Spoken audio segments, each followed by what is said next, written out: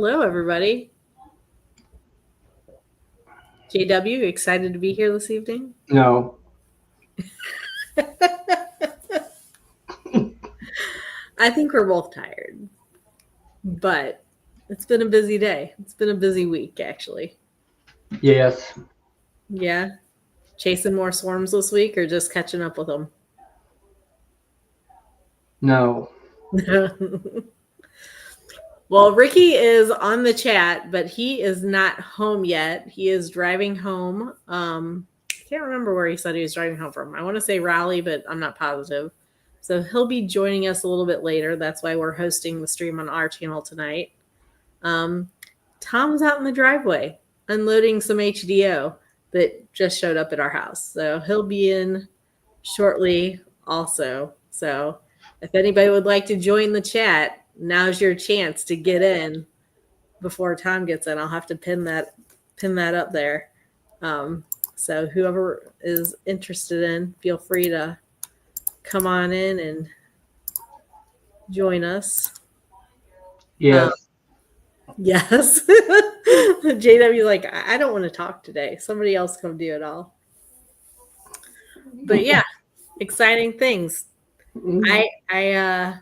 I don't have much to say, so I need other people to come in and join. I haven't been able to really work in the bees for the last few weeks because I've been having some kidney stone issues that I get removed on Monday. So well, I wondered if you did that done yet. So yeah, I've been sidelined for about the last 2 or 3 weeks. yes.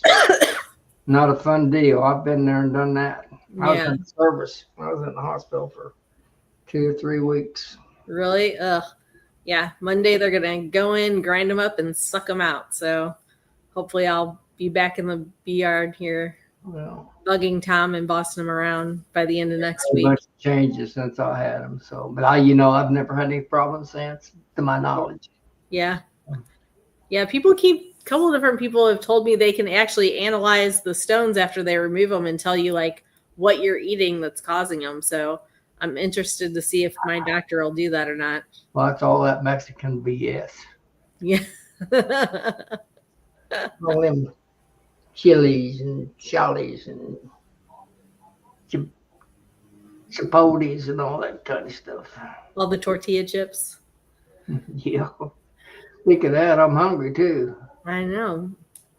So this week, let's see, what did we do this week? Well, I take that back. What did Tom do this week? Because it hasn't been me. I've been doing the paperwork and the inside part of it. But he's just been, I think, going through and making up our nukes that we still have to sell. Kind of combining the leftover brood to make new splits and stuff like that. We had our club meeting on Tuesday, and the breeder that we bought all of our queens from this year, he came up and did a talk on his program and how he does his what his mating program is or his breeding program is down there in Jacksonville, Florida. Beachy Honeybees is his name. Southern Russell, how you doing, buddy? We did that, and then this morning we did a removal, and then Tom went out in the bee yard, and then tomorrow I have to do a presentation at my nephew's elementary school. You don't charge people for those extractions, surely, do you? What's that? You don't charge people for those extractions, do you? Oh, yeah, we do. Why?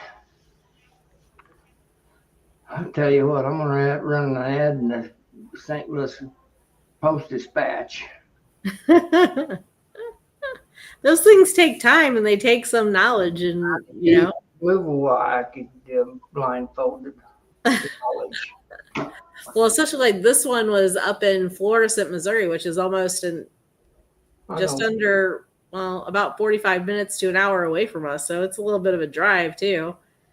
And you got so much time in it, loading up, plus the materials that you have to buy, the thermal camera and all that stuff, the special tools that you need to open up walls and floors and whatever else you might need to open up to get the bees out.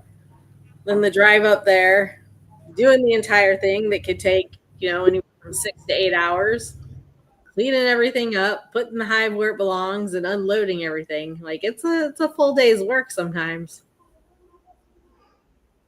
Okay, you chatters, don't be helping her along. I'm about to get her tore down to where I can handle her. And you guys go to supporting her. I'm not liking it.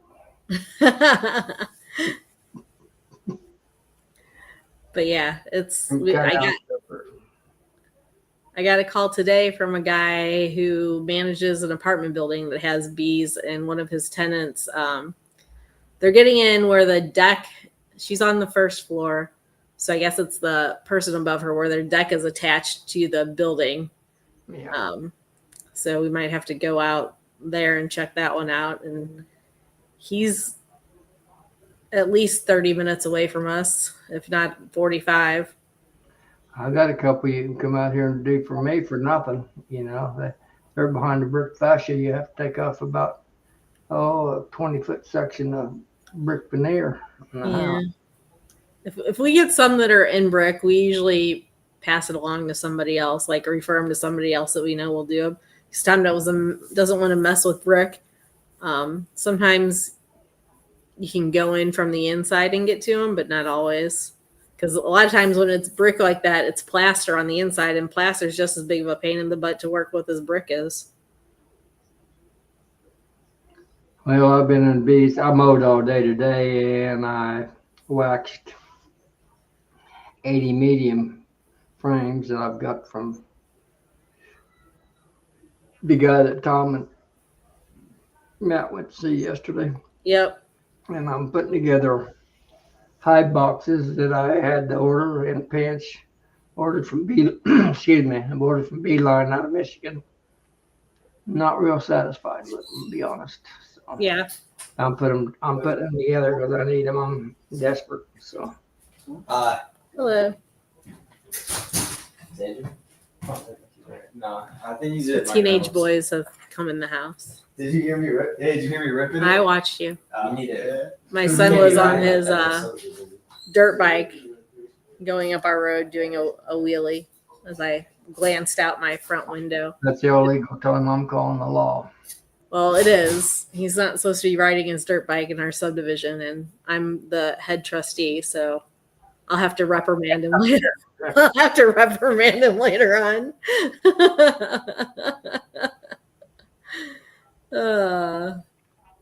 So a little bit earlier this evening, Tom did get a call. So everybody was kind of, not everybody, but people were kind of talking about the dinner, the Nobby dinner, YouTube Nobby dinner.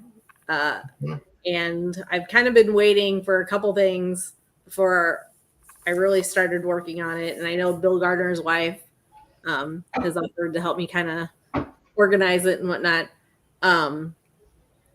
But we were waiting on Jeremy Lindsay to get back in touch with Tom because I guess he was working with the Tourist Commission or something like that. And so he was going to get back with Tom and kind of get them connected up. So Jeremy called him back tonight and said that Chris is actually going to help us out to find a place and hook us up with the Tourist Commission or whatnot. So Tom's got a call into Wednesday, whatever that Wednesday is, Russell. Tom's got a call into Chris Medeiros.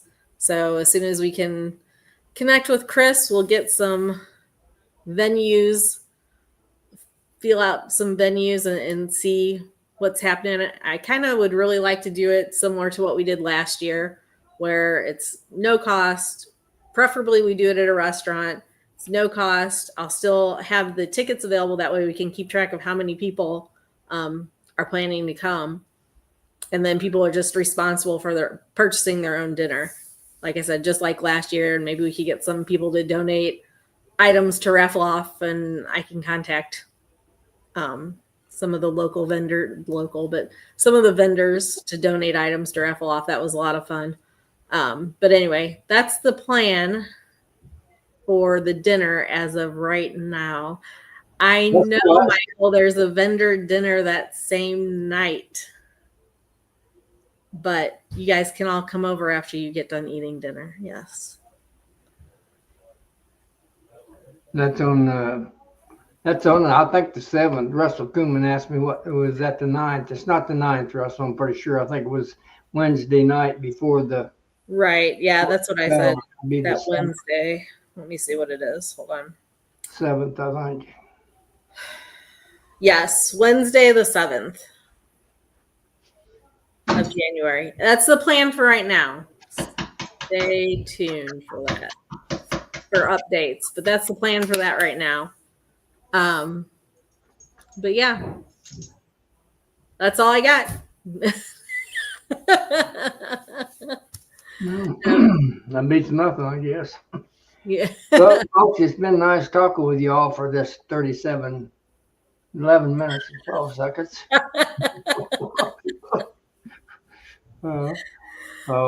No, we've got we haven't really had many swarms this year. There's been a couple like hives that Tom came across. Is like, yeah, I think they might have swarmed before we got to pulling the nukes off, like because they started filling that second deep brood box with honey, so they kind of plugged themselves out. But they didn't swarm so much that they were still had a decent population. I know I've had 13 swarms out of my hives. I've got, I gave one away to my neighbor. I caught it, and I had 2 so high in the trees I couldn't get back. So I've got 9 of the, I guess 10 of the 13 I got. And yesterday while I was working bees, I told you I went through 17 hives, cleared the bottom landing boards yesterday. And while I was out there working, there was a huge, big swarm come from the north out there in my round pen. You know what I'm talking about, Melissa. Uh-huh. They came from the north. I thought they'd go settle on the top of a big oak tree out there, and they kind of messed around a little bit. They gathered up and stuck straight. They was 100 foot in the air. Holy cow. 80, and they gathered up on there and headed straight east into the woods, and I never seen them again. But there's a furrow. They didn't come from me. Yeah. So that's big interesting. swarm. But if they'd landed in the oak tree, I'd had to get a. I don't even know if I could reach them in a 60-foot high lift or not. They was way up there. But they didn't stay. But I had 13 swarms last week, out of my hives. That's more swarms than I've had in the last few years. I don't know what. I think it was them people that came out here from St. Louis and stirred them all up, and they just decided they didn't like it with all that dirty side. That's funny. So your season this year kind of sounds like our season last year. I swear, every time we went into a different bee yard, there was a swarm hanging in a cedar tree or hanging on a fence or hanging somewhere. We had so many swarms last year. I was so over it. I'm like, I'm done. Like if we go into another bee yard and we see a swarm, I don't care. Like it can stay there and it can fly away. Like I don't even care anymore. Well, I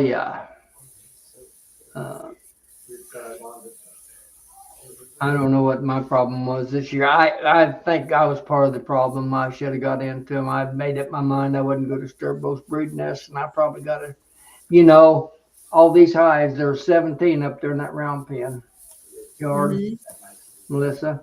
And I found in 17 hives, if I didn't miss any, I found 5 swarm cells, and they was 4 of those was in one hive, and I found 3 cells in that horizontal.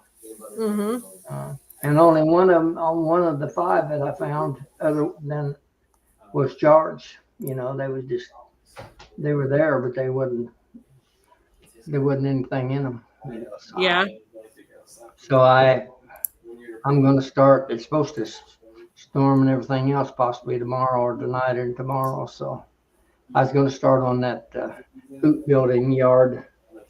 I'm going to start on those. I've got, I think I've got. Yes.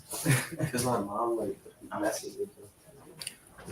Yeah, it showed like they've been talking about it's supposed to be stormy tomorrow, like for the last 3 days, 2 or 3 days. But when I look on my weather app, it doesn't show anything for tomorrow. It just shows sun.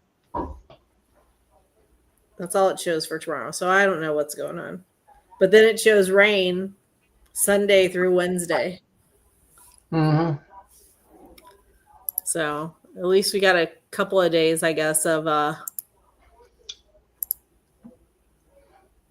Right here where this garden scene is, there's a low swag. It drains the curb street, comes out on my property, goes across. I'm behind this deal here, and I actually live in town. But I've got about 3.5, 4 acres in the field back there. yeah. I got back there a while ago. That's the reason I was pretty late getting in. And in the low places, I haven't been able to mow it, and it was about 3 foot high. Grass headed out, and I finally got dry enough I could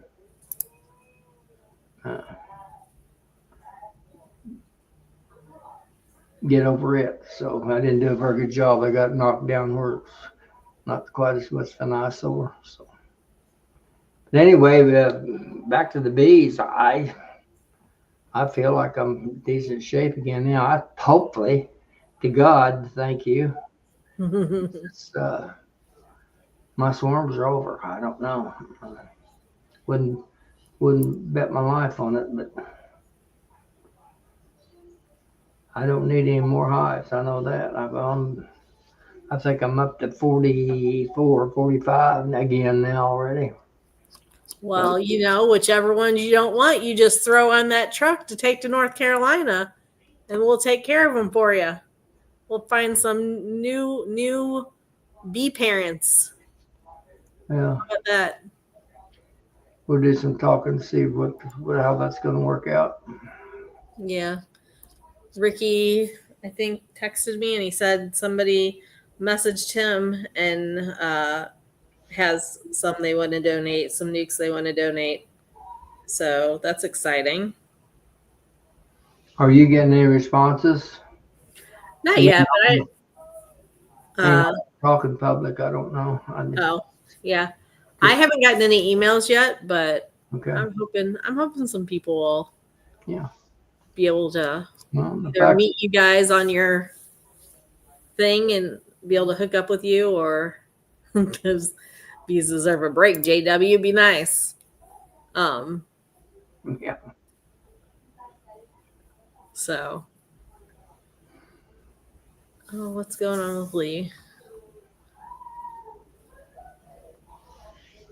But yeah, I hope we're able to get a decent amount of nukes and bees out to people in North Carolina, because I think it's a worthy. Well, it is, but it's we got to come up to the bees or the money to buy bees with. We can't. Yeah. Two or three individuals can't carry the entire load. So we'll have to see. Lee, I'll be praying for your mom that they're able to identify what's going on and get her where she needs to be.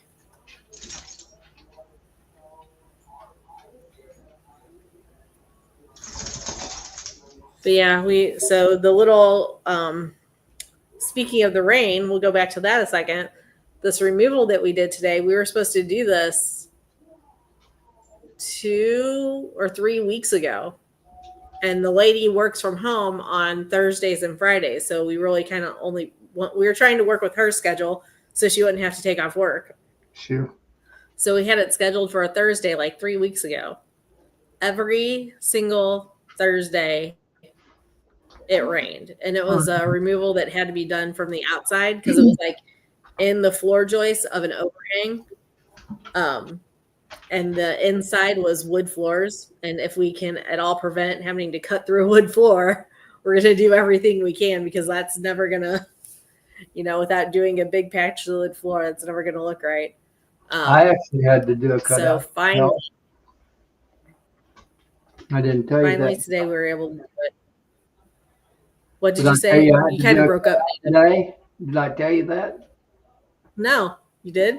Yeah, I did a cutout this morning. I had 5 baby kittens in the wall. I had to take the the inside wall loose to get them out. They 3 black Kittens? and whites and How did 3 they all get in black. there? If anyone's interested, I've got. I think that puts me up to 28. I think farm cats. How did they get in the wall? They it's above what I have my feed room out there in that big barn. Right there with the round pen. And Yeah. there's some holes in. I got it double walled, and there was some hole. There's holes up the top, and they went down in there, and mother couldn't get them back. Oh, I see. To, yeah, I smoked them. Now, I didn't smoke them, but I got them out. So they're and moved them and put them in a little place. But mother probably moved them someplace else.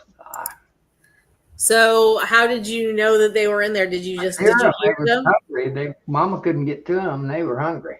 Yeah. Was calling for mama. And as soon as I got them out of there and mama got to them, that ended in the crying. They was just hungry. Yeah. There was a board that the little guys could get to, but she couldn't get to it. It wasn't. She only had about maybe an inch and a quarter where they could slide to it, and they was all gathered there in a bunch, and they was putting on a. I went in there. That's where I keep my feed for the cat. Yeah. You feed them, and they was. I had another litter about 6 months ago that did the same thing, and I had taken that. It was a sheet plywood off, and I just last week put it. I thought, well, I got to get up there and close up those holes, but I'm going to go ahead and put the wall back up. Yeah, you need to put some screen wire up there over those holes. I'll get up there and box them in where they can't get to them. Mm-hmm. Coons get up there. I've got about probably 10 inches of coon scat on the top of that, and it's a flat area that I got stuff stored up there too. Mm-hmm. Sounds like that's where you need to put your raccoon traps. I like them coons. They're my babies. Now I'm going to start trapping again. They're getting thick again. I've got wild geese, Canada geese. They want to lay out there around the pond.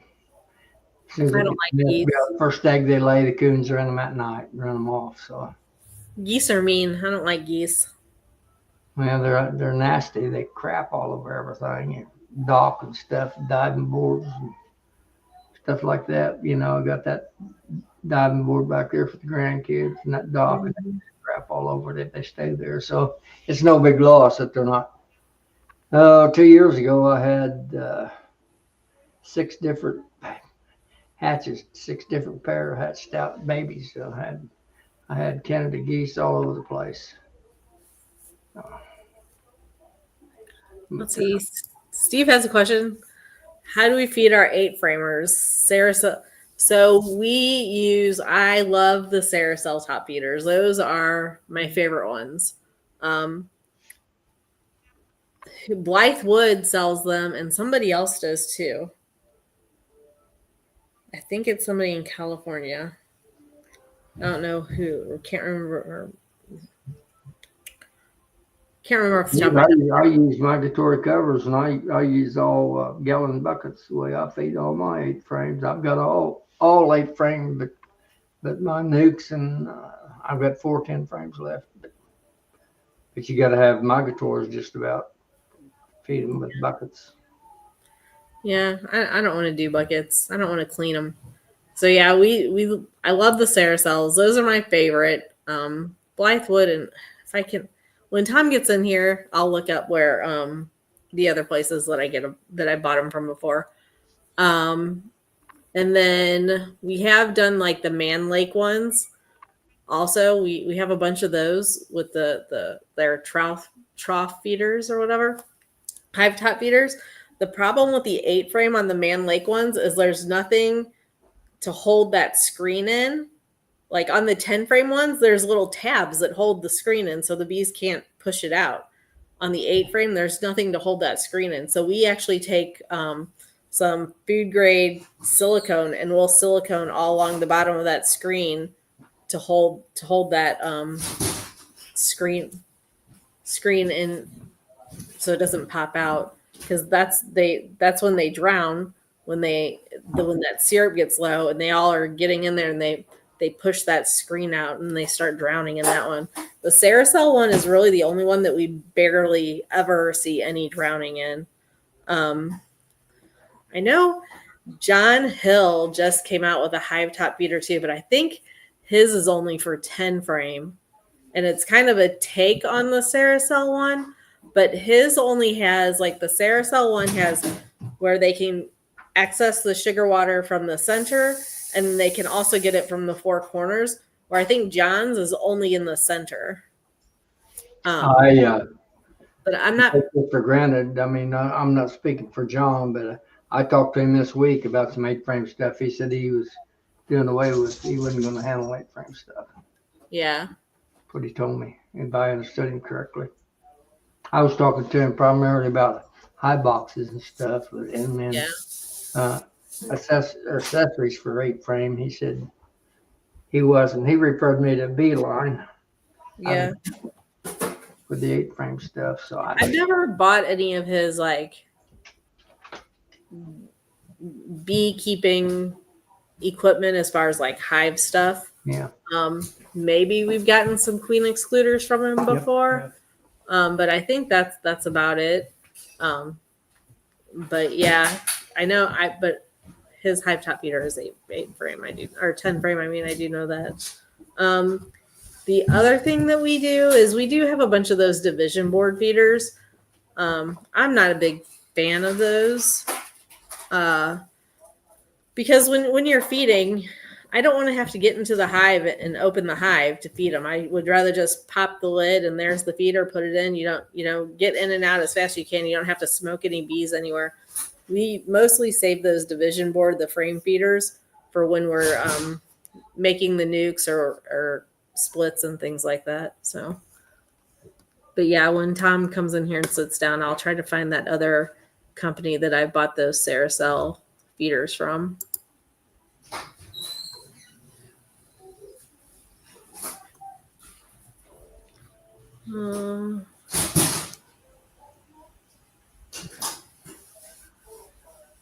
Oh, Ricky will be home in about a half hour.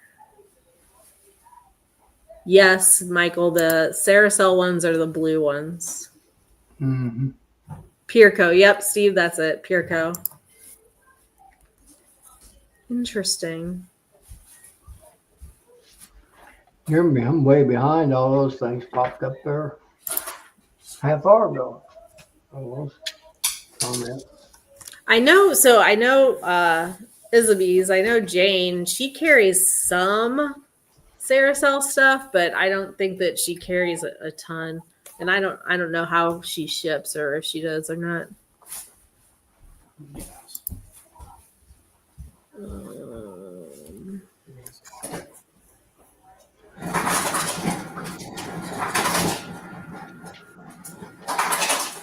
Planted my tomatoes 2 days ago in that garden, in those upright boxes there in that garden area.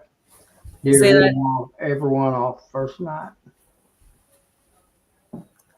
Say that again, JW. I hit the wrong But button. I planted tomatoes in those boxes out there the day before yesterday, and the deer eat every one of them off first night. And shoot them all. Pull one of them, eat the tops off, or eat the rest of them off. Get them off. I have some tomato plants sitting in my windowsill that I need to plant. So, Michael, what's the name of your buddy's shop, and does he ship?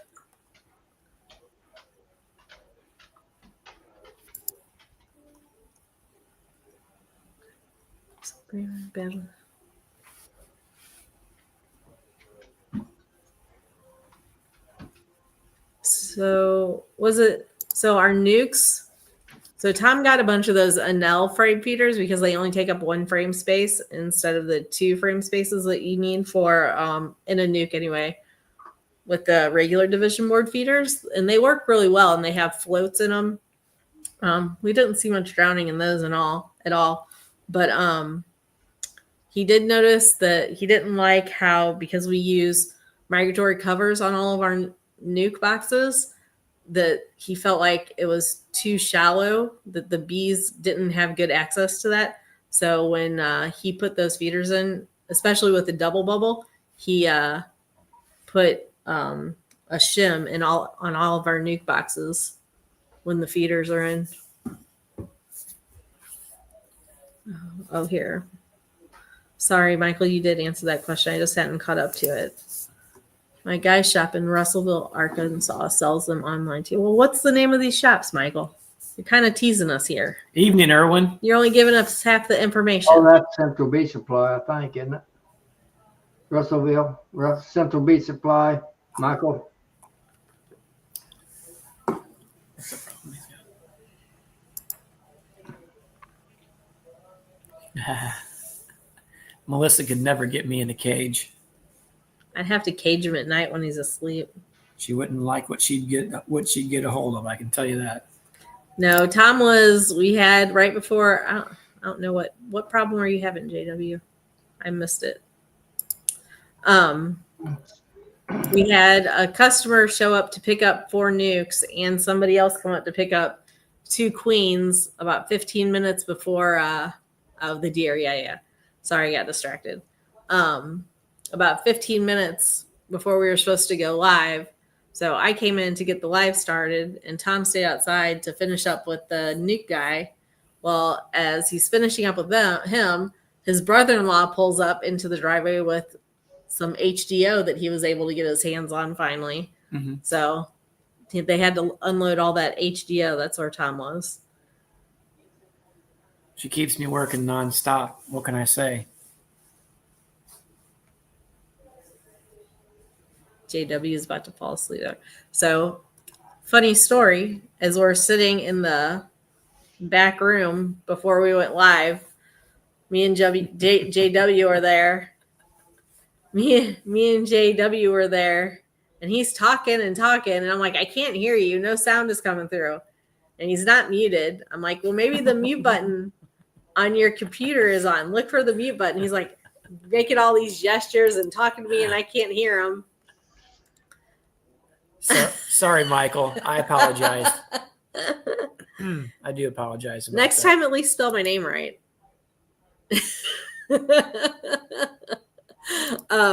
But so it's all brand new sheets.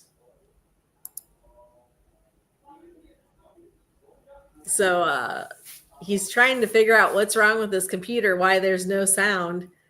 And I'm like taking a picture of the microphone button on my computer to send it to him so he knows what button to look for. And he's just searching everywhere. And I'm like, I pushed the volume button on my laptop. My volume was all the way down. So, oh, Lord. So there's nothing wrong with JW's computer. It was all me. Oh, gosh. You know what they call that and where I come from, don't you? What's that? Dingbat. Yeah. Yes. Sorry. That's right. How can I pull a hard hat on here? Michael, Hey, Mahar. hope your mama does good, buddy. What are we going for? Maher. How can we butcher his last name? I don't know. I actually have another customer with the last name Mahar, so that's how I pronounce it. It's Mahar. So. Oh. Uh-oh. Tommy's here. So I can step out. Rodney, I can step out of the frame. No problem. Oh, Mahar. Really? Oh, okay. Did not know that. Sorry, Michael Mahar. Oh, actually, DC's got the right answer. It's B. It's easy, my last name. Yeah. No. Michael's last name is B. 21st B. Oh, I got you. Understood. Yes, I see that. Arkansas, that's right. Melissa must have been a seizure. I hope not. That was scary, Lee. That was the weirdest thing. I don't know. I feel like on that video that evening when that happened, she like shapeshifted or something weird, you know? I don't know. I don't even remember. People may not even know what we're talking about. Hey, how do I pull up my phone? What do you want to pull up? Power chat. Can I? So it was a live that Oh, Ricky it is. did. And we were talking about, I can't even remember what we were talking about. Were we talking about Christmases or thing? I don't know. I have no idea what you're talking about. Something, so it was something sad or not pleasant that happened to him, I guess, when he was younger. And I made some weird face. And I'm like, With your I tongue. didn't, yeah, like some weird facial expression. And I unconsciously, and I didn't even notice it till Tom wasn't on the live that night. And he was rewatching it while we were laying in bed, and it just caught it out of the corner of my eye. I'm like, what did my face just do? And he's like, what are you talking about? I'm like, rewind that. My face just did some weird glitch. It was like a seizure or something. My face totally glitched. It was pretty funny. You had to be there, right? Yep. Go back and watch all of our lives since December, and you'll see it. Well, we only had 2 other ones in ours. It was on Ricky's channel. Oh, okay. Yeah. Gotcha. Melissa got glitchy. I did. It was the weirdest thing. I made some. So, JW, how's the farm holding out? I went through all 17 of those, plus Ricky's up there at the round pen yesterday, cleared the bottom board except for 2.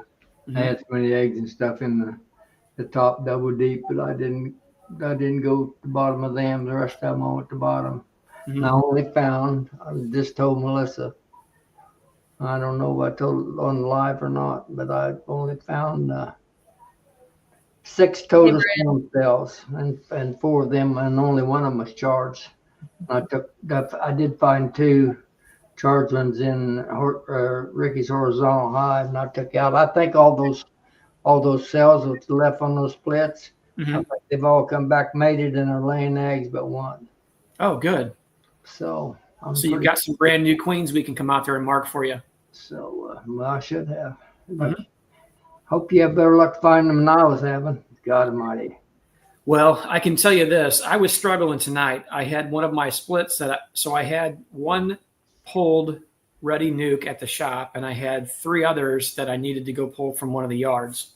And I had them, they were good. One of them actually had, I think I forgot to pull it originally, had like 7 frames of brood in it. This thing was fixing to blow up. They didn't have any swarm cells yet, but they would have had swarm cells next week. I'm certain of that. But anyway, so I was pulling those, and I'd tell you what, JW, I kind of like the darker queens in a way, but when it comes to finding them, my eyes cannot find a dark queen. She can be, somebody can hand me a frame, tell me she's on this side and full of bees, and I will have trouble finding the dark queen. I spent probably no less than 20 minutes on one colony that had 8 frames in it. This colony was bearding. It was one of our splits, if you will, over the double screen board was bearding. How many bees were in it? And I pulled out the frames that I wanted, put them in the Pro Nuke, and then I had a few frames left in there. And I was looking through each one of them and looking on the sides of the box, going back and forth, looking through it. And then I started to think about it. I'm like, that Pro Nuke over there seems to be awfully calm, and they are not concerned whatsoever. They weren't buzzy. And I'm like, the split that I had made, or I would pulled frames out of already, I'm like, they seem buzzy. I'm like, there's no way that queen's in here. So I went back to the box again, and I looked around through those frames, and sure enough, this girl was laying up bricks of brood, and she was not the largest queen I've ever seen. So I guess my story would be, I guess whenever it comes to queens and how they lay, size does not matter. But anyway, I was pretty pleased. I finally found her. It was about the time actually Jeremy Lindsay was trying to call me, and I was getting frustrated. So I had a voicemail his call and catch him later on, and found her, marked her, loaded him up, and headed home. So I got supers on that yard, got the rest of the nukes I needed pulled for this week. and picked up, and her mom all in good shape. So I'm happy. But the dark queens are not fun for me. I like the blonde ones. And then them little root beer ones are a lot easier to see. That's about 2 inches long. You know, you got that. Yeah. Yeah. If all the queens were 2 inches long, that would make it much easier to find, I'm sure. Yeah, Yeah. I ordered me some 4-par Amazon specials last night. I was supposed to get tomorrow. See if I can do it better with them. I got Hey, some, Randy. How are you guys? broke 4 pair of the Walmart reading glasses this week. I break trying to maneuver them inside the veil, and end up breaking one of the ears off of them. Yeah. Throw them away, stomp on them, and grab another pair, and I about run out of supply. So I ordered me 4 more 4-pars or 5 more 4-pars from Amazon last night. Supposed to get them tomorrow. So let's see. Good deal. Well, I only use like 1.5s, but they're helpful when I'm reading. I can tell you that. Over the last year and a half, I feel like I need them a little bit more, which is funny to me. I'm not quite 50 years old yet, but Wait about 30 more and see what happens. honestly, it's a little frustrating for me, if I'm being honest here. It's frustrating, I've never, I wear sunglasses, but I'm not a guy that constantly has glasses on. I don't like looking through something. But anyway, they're helpful. So I'll just leave it at that. That's a good idea, Brian. We may just do that, or paint the whole box and leave the queen. Paint all the bees and leave the black queens. Maybe they'll stick up before we can find them. Yeah. Paint her while she's laying eggs, and then it'll be like little Easter eggs that she's like they'll go through the paint. Yeah. What I think I might do is actually just put some racing stripes on the girls. Just do different colors on there. I think I like racing stripes, so should give that a shot and see how that works out. Get you one of those guys that does that fancy scroll work on the side of the cars and stuff. That's right. You got it. The only thing that I have hard time in the bee yard thing is, so Tom has a Comfort Pro jacket, and the mesh on it is really fine mesh. Mm-hmm. It's kind of thinner gauge, I guess, or whatnot. Yeah. And I have a Guardian bee jacket, and I like my Guardian jacket. It is heavy though, mm-hmm. But I've noticed last year it started bothering me.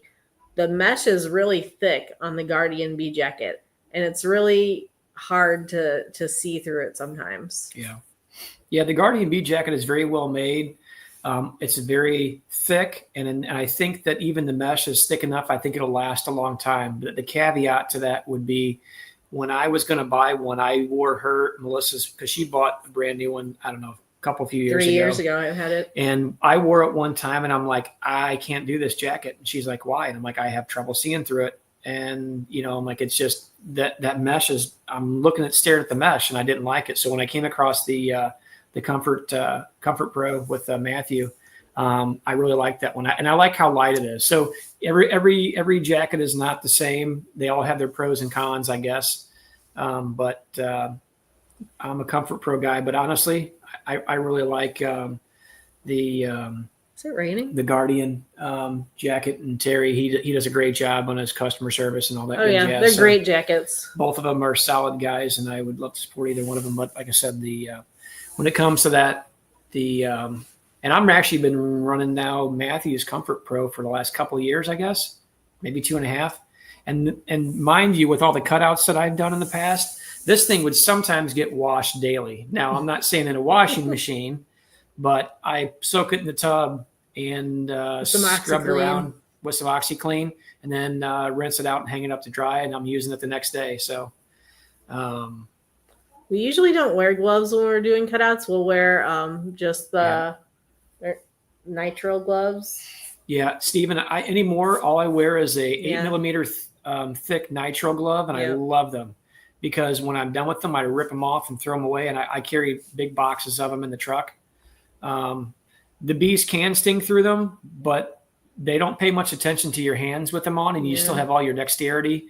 And if you're, have hand deep and some comb and dripping on you, they're much easier. All you have to do is rinse them off in a bucket of water, and you're back in business. So anymore, I really don't wear any gloves. Besides, I do have some of the Apis tactical gloves that I got. Every once in a great while, if I'm doing actually some work and working in the bees, I may throw a pair on. But usually, I don't even like to wear gloves. It's just they're kind of cumbersome. Excuse me. JW, I appreciate you turning us on to that new woodenware dealer that you had found out. And after the chat's over, I'll tell you a couple stories that I thought were very ironic that you'd love to hear. This is a link to the gloves that we use if anybody's interested. I don't know why it posted it twice, but it did. No, it broke the link. Looks like some of my entries. When I go live, I try to put them up. If you just bump that thing just a little bit, it'll just put up about 50 in about 3 seconds. You done? We did, Rodney. I did buy some of those liners for underneath of them, and we tried them out, but it just, I don't know. I didn't like how it felt underneath of them, and it just made my hands hotter. Yeah. I don't know. I'd rather just be sweaty in them because they don't I rarely have those rip. Yeah, not too often are they ripping on me either. So they actually work really well. But Melissa did buy some of those, and there's probably still a couple of those floating around my truck. I don't like to use them. And I'll be honest with you, of 20 of them. If my bees were absolute kitty cats, and I don't think they're aggressive, but absolute kitty cats, I wouldn't even wear gloves at all. It just, the beauty is that, especially summertime, that helps keep your the propolis off your steering wheel. I think they all have their place. They all have their pros and cons. And everybody's got their own cup of tea, I guess. I was gonna say something. Can't remember what I was gonna say now. Oh well. So these are thicker ones. They're 8 mil, so they don't. I know what it was. The only time I usually get stung in the nitrile gloves is if I'm squishing a bee, or if I put the elastic from my jacket around my fingers. They get stuck in that elastic sometimes, and then I'll get stung in the back of my hand occasionally, but not usually. We have some of those Apis gloves too. I haven't used them. You've used them. Yeah. I like the ones that have a little more dexterity. They're a little bit thinner. If I'm going to wear gloves, I mean, I've kind of used them a little bit like a work glove a little bit. I have 2 different pair. The one pair that I have that are short ones, which I prefer, they're the brown on the palm side and they're the black on the back side. I do notice the bees react to those more. I know some people say that bees don't like black and they'll react to it. And I can tell you on the glove, sometimes they'll try to go after them. I notice. So I also have a pair of long white ones, but again, I haven't even tried those out or used them. But I don't know, for a glove, I guess they're pretty comfortable. Brian, when we're not really, really digging through and breaking apart hives, that's usually my outfit plus my nitrile gloves. Mm-hmm. You won't have to wear gloves at all if you whistle the Battle Hymn of the Republic while you're working your bees. That'll keep them from stinging you. Period. Any place. You don't need nothing. Well, the gloves aren't so much about the stinging. It's more about I just don't want my hands to get all nasty. No gloves or anything. Just whistle Battle Hymn Republican. It's me. I'm just scared. That's why I do it. So, JW, is the farm drying out a little bit at this point? Yeah, I actually mowed this drainage. I just told Melissa I actually drilled. There's a low place right here behind this garden. Yeah. I haven't been able to get through all spring, and I finally got through it about an hour ago. Now, is that one not very pretty? It was 4 foot high, some of it. Now the picture behind you, that's at your home, correct? That's in town, yeah. Yeah. Okay. And that's the large field you own behind it. Yeah. Okay. Good deal. Now, do you have a different machine you leave at your house, or you pull the one from the farm? I've got a different. I've got a one just like the one at the farm at the house, only it's a gas. The one at the farm's diesel. Okay, I got you. Yeah. Yeah. Do you notice the one that you have with the diesel? Does it sink a little bit more in the mud there at the farm? No, I can't tell if there's any difference much in weight. I've got those flat free, tires on that one at the farm, which aren't the $1,000 that they cost me. I can tell you that. Yeah. That will help us, and you'll slide sideways. You like mowing on the hillside and it's view on or something, slide sideways on you. Yeah, we actually demoed a machine with that, and I was considering those, so we wouldn't have to worry about flats or any issues like that or any downtime. No, The minute that I used them, it was in the spring, and I went and cut a hillside, slid all the way to the bottom, and I took it back to him and said, "I'm not interested." Yeah, no. This thing is you spin a little bit, like around the, the sides of the pond. If you're parallel with it and it slopes, you slide right in the pond. I've sunk it a time or two. the last thing I need a guy doing. And knock on wood, 25 years in business, we've never put a machine in a creek or a pond. What? My mom's thing. I'm talking about a mower. Oh, mower. You said a machine, so I was going all machines. I'm not talking. Yeah. Anyway, has anybody here in the chat had a bunch of swarming with their colonies this year, or they've kept it all under control? We've been in pretty good shape. I've kind of on some of these colonies dove down into the brood nest just a little bit, split the boxes and looked at them, doing pretty good. And I'll tell you, if this nectar flow would start and just keep going, I think that impulse would be a non-issue. But we keep having all these rain showers, and yeah, we keep having all these rain showers and keep shutting things down for a period of time. And I think what happens is the bees go back into a potential swarm impulse. So for the most part, we've been able to keep a vast majority of them in the boxes. We only had a few. Yeah. He did have half the farm stuck in the mud hole. No, I did. I felt bad not being able to go out there and help him out, honestly. Hey, Brian, I knew he was in a position. Brian, this sounds familiar. I destroyed a mailbox. I plow one over if they get in my way. He plowed ours over this winter. Get in the way, I'll just run them over. I'm there to make money. Well, Make Melissa replace it. No, I had 14 inches of rain, fellas, in about 20 days. That's the reason I've been soft. Just now starting to dry out where you can get around. That's good. So I have my You gonna eat that? my first solar wax, my first batch of wax melted in the solar wax melters this season through their first round of rendering. So they came out of the solar wax melter, and then I melt them back down. I thought that was cornbread. We was going to have cornbread and milk. No. That sounds good, actually. That's Each one of, of my favorites. each of these are just about a pound, just over a pound, around about a pound.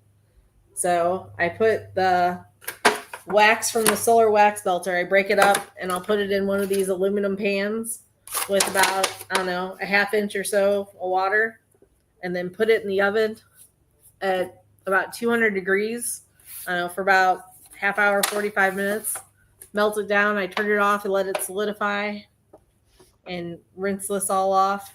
And then I'll do it one more time just to see if any more honey residue and stuff comes out of it. And then after that, I'll dry it off, let it completely dry, melt it down again in the oven, and then pour it through a food grade grease filter. And then it'll be ready to go. That's how I process my wax. I couldn't do any of that. Wax is not my game. And the whole time I listen to Tom complain about it stinks in the house. I just don't want it done in the house. I don't like the smell of it. Well, He can put me a oven outside, I guess, and then I'll do it outside.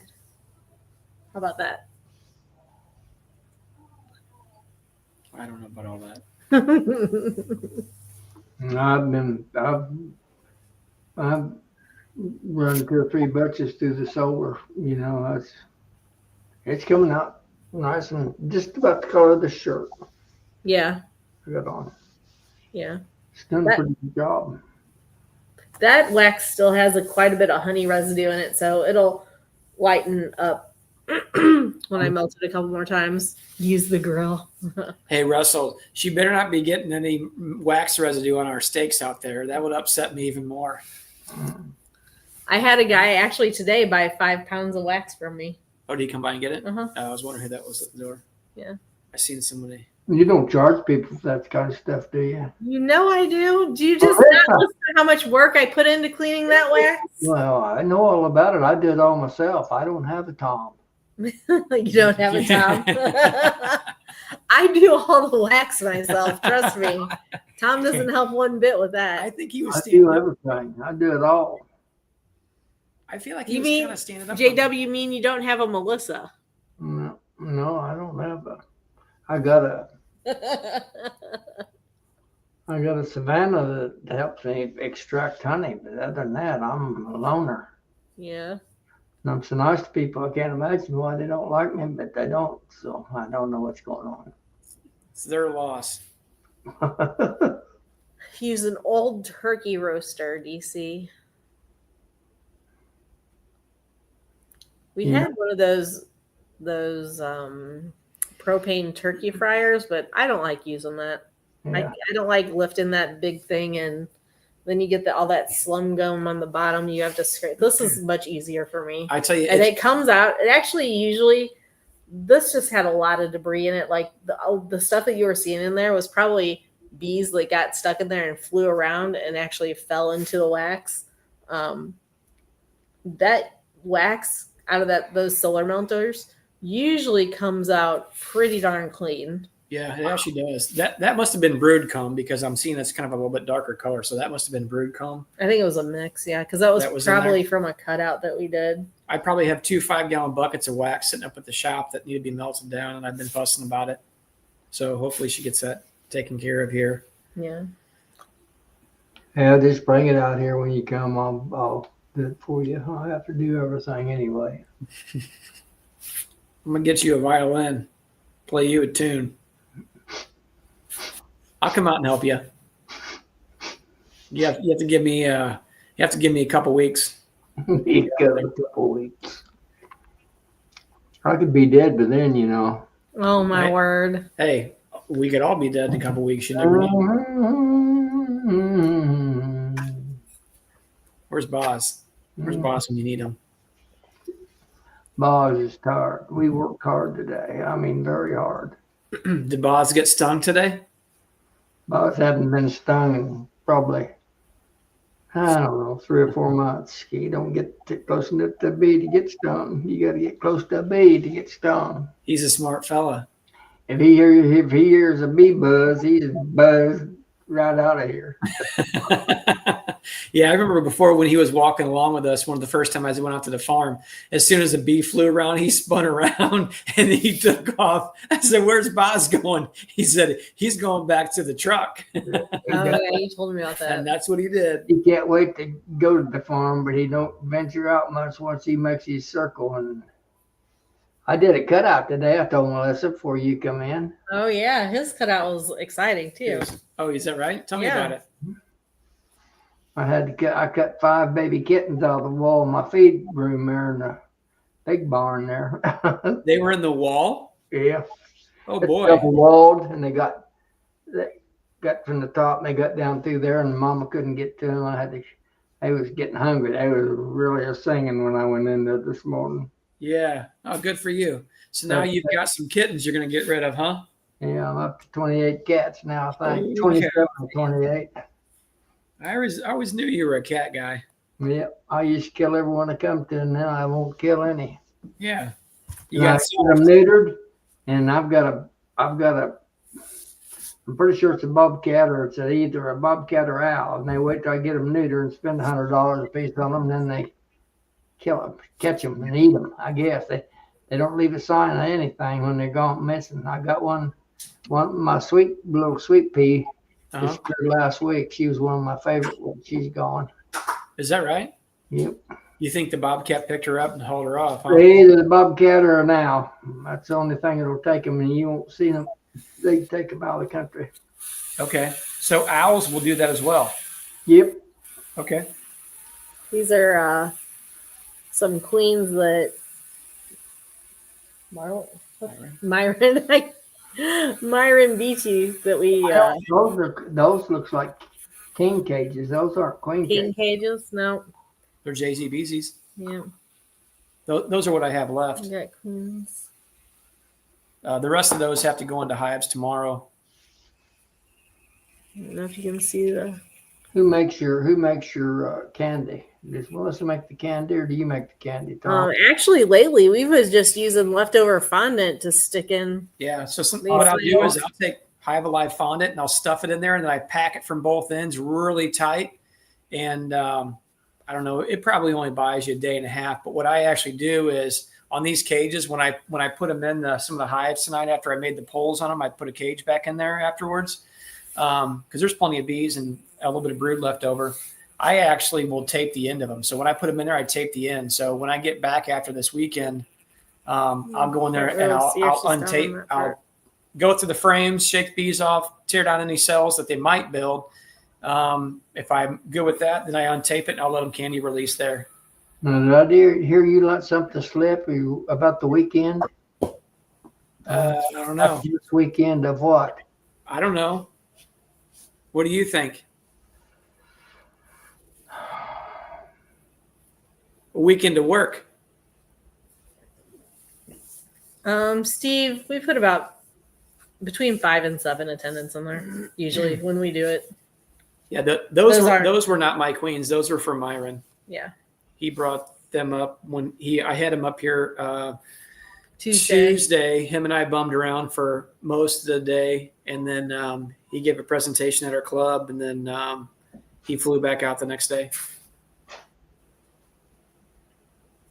So, unfortunately, he brought me some more because I ordered 140 something from him, and actually, the ones that I had sold off and all the ones that I had built with his queens, those all sold. So I wanted to have one yard that I started up with just his queens in it. So I had people asking me if they were for sale, and I told them no.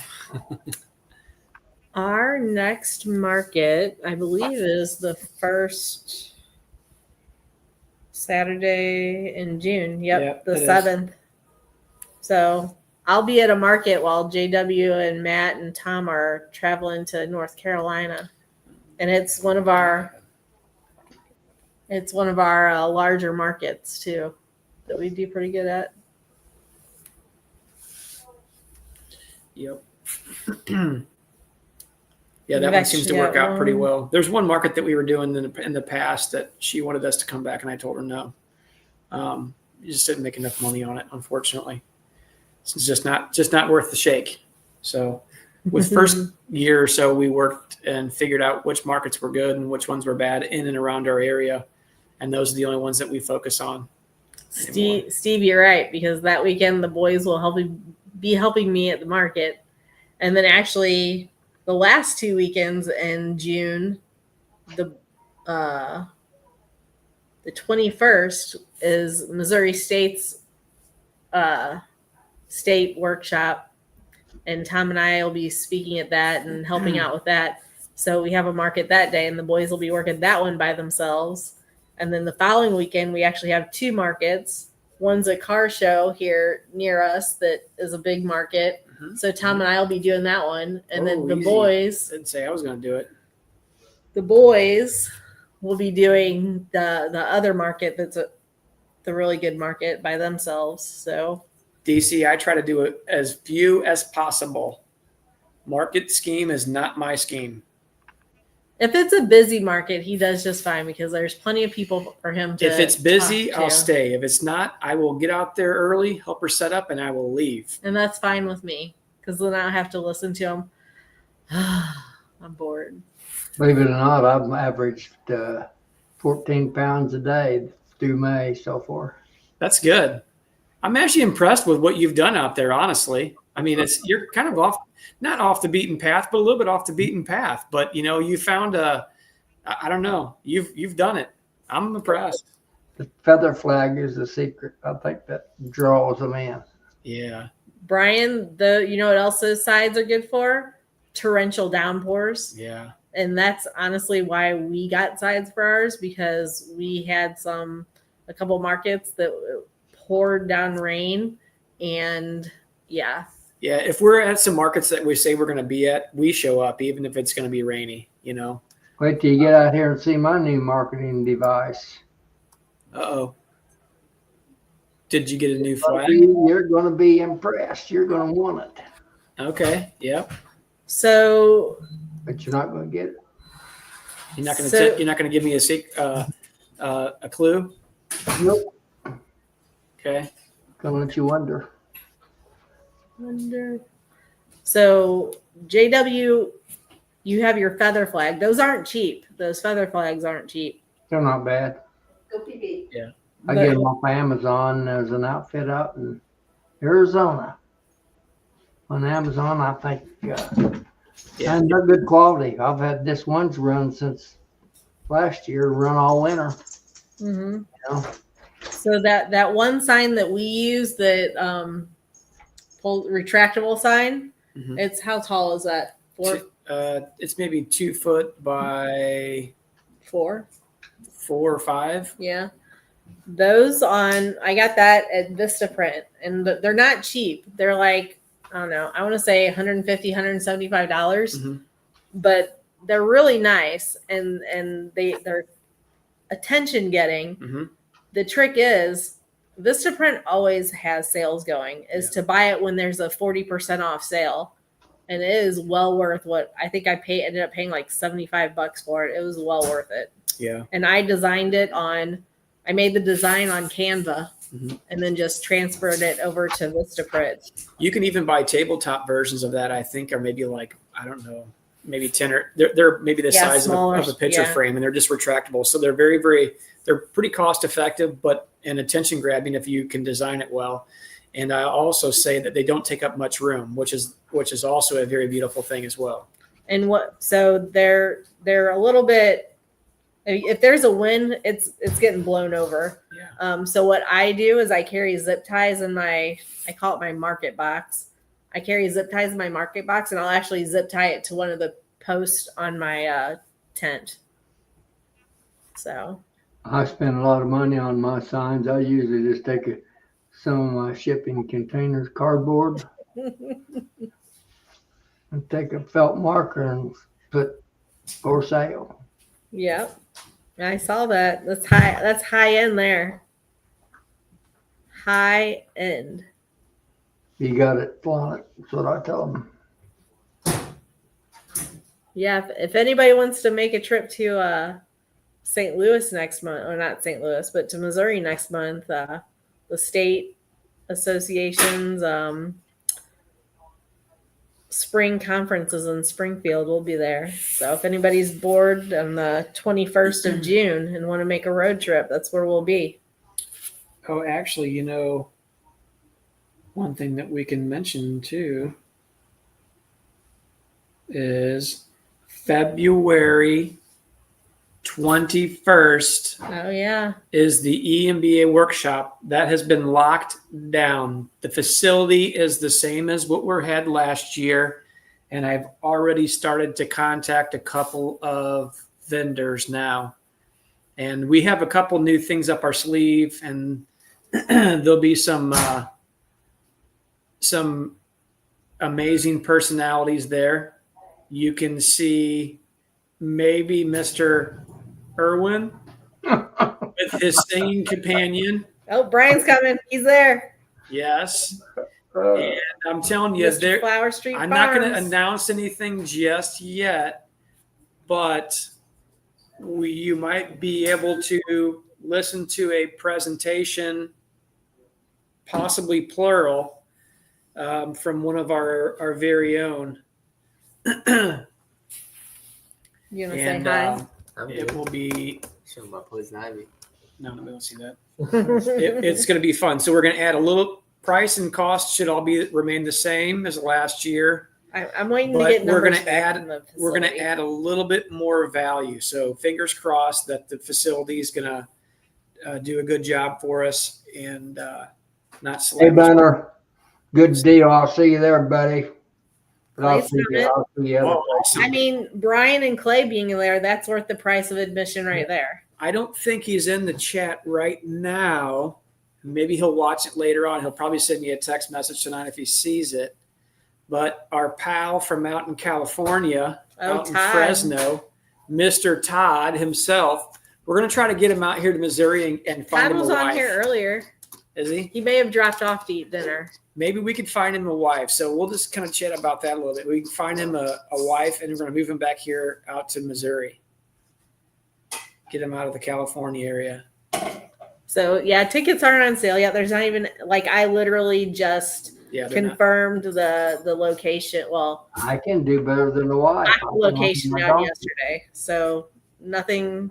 There's nothing on the website or anything. But if you want to put a save the date reminder in your Mhm. phone right now, that's the February 21st, February the weekend, 21st. Actually, the they'll- weekend after Valentine's Day. some stuff will kick off on Friday, actually. Yes, Dad. I already talked to Pam Carter, and she has it on her calendar. And we're going to add more categories also. Going to add more. Yep. We might be able to get Mr. Irwin to enter a couple of things. No, you're not either. Hey, listen, we're not going to say not. We're not going to say never. We're going to say the possibility exists. Okay. So there's that. But yeah, more categories, Dodd. So, hey, Dodd pretty much won the house. Dodd dominated. He did. He did really well. I mean, great. Dodd brought some really amazing stuff. He deserved every bit of what he won. I'm kind of glad that he actually won and Melissa didn't, if I'm being honest, you know. He kind of Well, I Dodd won Best in Show. He didn't win the Jacob Heimer Jacob won. Heimer did. Both of them gave Melissa a run for their money, and I thought that was good. Dodd, So- what was it you had? You had some honey pecan. Was it Oh, cookies? the pecan cookies. Those were Honey amazing. pecan cookies. They were so good. Yeah. So, Dodd, here's the thing. We're going to let you come and enter, but you have to bring at least one batch for us to hold back and we can all snack on later on. Like maybe on an evening event when we're all just kind of hanging out. And if you brought a special batch for me, I wouldn't say no, okay? Just going to lay that out there. But they were amazing. He did a really good job on his entries. Steve, that's exactly it. Like the expo is amazing, but there's just so much. It's easier to talk to people It at is. a smaller workshop. Steve, if you can, please make it out. Just ask JW. We had so much don't fun. ask JW. No. Ask Brian. No. Ask Oh, don't go there. JW. Honestly, did you enjoy yourself that weekend? Oh, but that one day where I lost my truck keys. Yeah. Well, that was Except for that. that was Friday. Mm-hmm. So Yeah. I Yeah. gotta say, I did feel pretty bad. Yeah, it about was I like the venue. I think that's a good place to have it, you know. yeah. Maybe if you get much bigger, you know, you may get I know that's I don't know. yeah. If it But as long as that I'd like to keep it at the numbers that we had. Yeah. Because if it gets bigger, we will have to find a different location. And the St. Louis is like you've got either locations like we had space wise, or you've got somewhere huge. And we don't have numbers for somewhere huge. Yeah. So this will be. They're going to have a beginner and an experienced. It'll be 200 and 200. But I'll tell you, we are going to create more space. We're going to do that. We have to spend a little bit more money, and we're going to get smaller tables. So instead of having like those 3-foot tables by 8 foot, they're going to be 18-inch tables. So you won't have as much room on the table, but it's going to create more room within the room, in the rooms themselves. So Not necessarily to put more people in there. yeah, we can't hold more people. We're going to be but maxed it'll at give 200 everybody more each room. space. It'll be more space between rows. Yeah, so we're going to do that. We listened to everybody's thoughts on that, and we are going to create more space. We didn't want to hold less people. We wanted to continue to educate a lot of people, but we thought this was a good opportunity. We have to spend a little bit more money to get these tables in because we have to rent them special, but I think that will help to create more room inside the venue space. And we're going to continue to work out and have some good options for food for the whole event. And maybe there's a strong possibility you're going to find on Friday there's some classes, some extracurricular classes that'll happen from late morning through early afternoon on Friday before the banquet dinner that evening on Friday.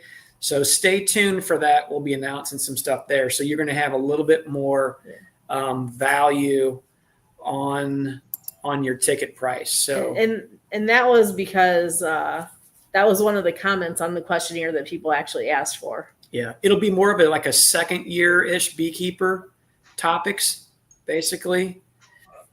So we're looking forward to putting that together. And we've got some big names that we're really interested in bringing out. I still have to get everything locked down on that, but I'm not going to release that information until we get everything locked down. But we're excited for this next coming year to get things in place.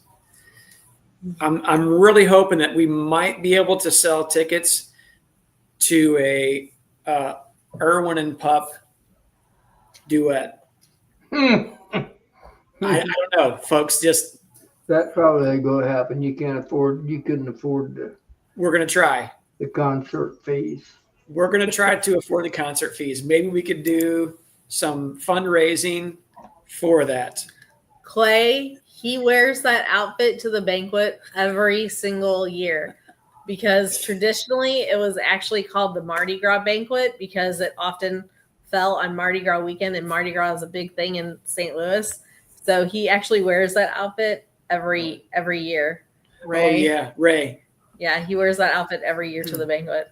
The dates are so the actual workshop is on February 21st. Yep. Speaking of little dogs, The honey shows, early honey show registration, a honey show training class probably, and possibly some extra classes on the 20th. We haven't quite worked all that out yet.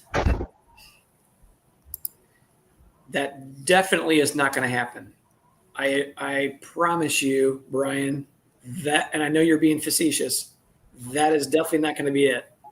But possibly Mr. Brian Flower Street Farms would want to teach something like that. We'll try to talk him into it. Yeah, Brian would be a good guy for that, right? Yep. And then maybe Mr. Ricky Rourke will be live and in person February 21st at the St. Louis EMBA event. Count me in. I'll be there. Yes, sir. Count me in. Tickets have not gone on sale yet, but that date and then in the same venue location, Ricky, they're locked down. Okay. And you guys Awesome. are actually the first to hear because the whole board hasn't even heard those dates yet, Thomas The Allen. whole board hasn't been told. Keep it between us. Tom's dropping information that hasn't even been shared. Keep it between all with the 51 whole of board us. yet. And knows a lot of bit about products at the Hive.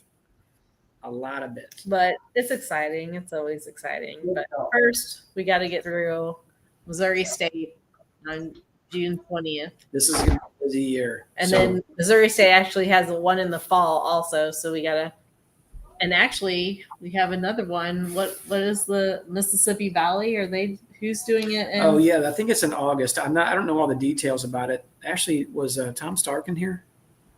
I don't I don't remember see his seeing name. him.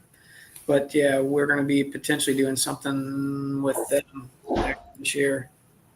Line it up, Steve. Southwest. Book it. There you go. Steve, I'll say that the airport, Lambert International, flying into there is about, with no traffic, About a half hour. not about a half hour. It's probably about, with no traffic, no probably traffic. 15 minutes. Traffic, 20 to 25 minutes. If there was heavy traffic, maybe 30 minutes, but it's actually not too far from the venue. And I will say that it's a hotel, venue space, and a restaurant attached. And if you enjoy drinks in the evening, there's a couple of bars that are in this place. And I'll tell you, the food from the restaurant there is phenomenal. It is a little bit pricey, but the food is amazing. It's amazing. So basically, if you didn't want to rent a car and you just wanted to come in, you could Uber over there, get a ride into there, and you wouldn't need a car because you can get all your food, your lodging, and the whole weekend fun would be right around there. So, And if somebody didn't like the restaurant attached to the hotel, there is a ton of restaurants within walking distance. Yeah. Yeah. So It'd be really cool if Keith Spillman came up here too, you know? I could bring him. I could bring him with me if he'd come on. Bring him with you. Well, you got to bring his wife too. She's his better half. She's much better looking than him. She's a whole lot easier to get along with. You know what? Let her ride in the truck. Just throw Keith in the back. Or I have a better idea. What if Keith drove from North Carolina to St. Louis, the half track, put the 50 on top, because I want my picture with that. I can definitely find a farm where we can shoot the 50. Okay. Yeah. We're going to do some live rounds going down there, and maybe we'll do like a driving situation, you know? And he's got to put the real one on there and take that fake one off the top. That's for sure. Yeah, no, we want the real one. We want the one that makes the loud boom sounds. That's what we're looking for. Yeah. Bass Pro Shop is actually catty corner across the street. Dot is correct. Let's see. Did anybody go to our channel? Oh no, it's not our channel. It's on the EMBA channel. Hold on. Oh boy, she's messing with the computer, guys, and I can't see. While you're doing that, Melissa, real quick, everybody remember Lee's mom? She's sick, not doing very well at all. And I met her. She's a great person. Also, I think Lee's got some family that's also got cancer or something like that. There's a link that I'll try to post on my Facebook page if you want to donate some money to them. If you would, I'd appreciate that. Lee's always been great to everybody. Let's see. Keith, I appreciate you taking care of my 2 hives I took down to downstate. He's got them boosted up. They're ready to come back. So the float just started here, so appreciate that. And then was it Stone? John, Stone Creek or something like that. I'm getting this wrong. Is going to donate 5 colonies to come to North Carolina. We also have another lady here that's going to donate 3. And I think there will be several others here, beekeepers in the area that's going to be able to donate some colonies also. And John said he's coming from out of Virginia. If anybody wants to donate colonies, he'd be glad to come by and pick them up as he comes down. So just let me know, and we'll knock that out. Go ahead, Melissa. I'm sorry about that. Oh, you're good. All good. So I'm going to post a YouTube link here to the Eastern Missouri Beekeepers Association YouTube page. And this is a link to the wrap-up video from the workshop this year. And Tom's cousin actually did this video throughout the day and then interviewed Tom and our board president, Dan, and put this together for us. He did an amazing job. It's a really good video. So if y'all have time, click on that link that I just posted and check out that video. Yeah, he did do a really good job. I was a little bit exhausted and tired, so I was kind of zoning out. So forgive me if I look like I have deer in the headlights or something like that. But anyway, he did a good job in editing the video. So what have you been doing today, Ricky, that you were besides sneezing? Well, I was in Charlotte, North Carolina, and I will say I was a bad boy. I got free tickets to go to the PGA Championship. If you guys don't know, I do like golf, so I couldn't pass up free tickets. Me and the buddy went down and watched the first round, so that was great. Mm-hmm. The pollen down there was unreal. The cottonwood little fuzzies was floating through the air.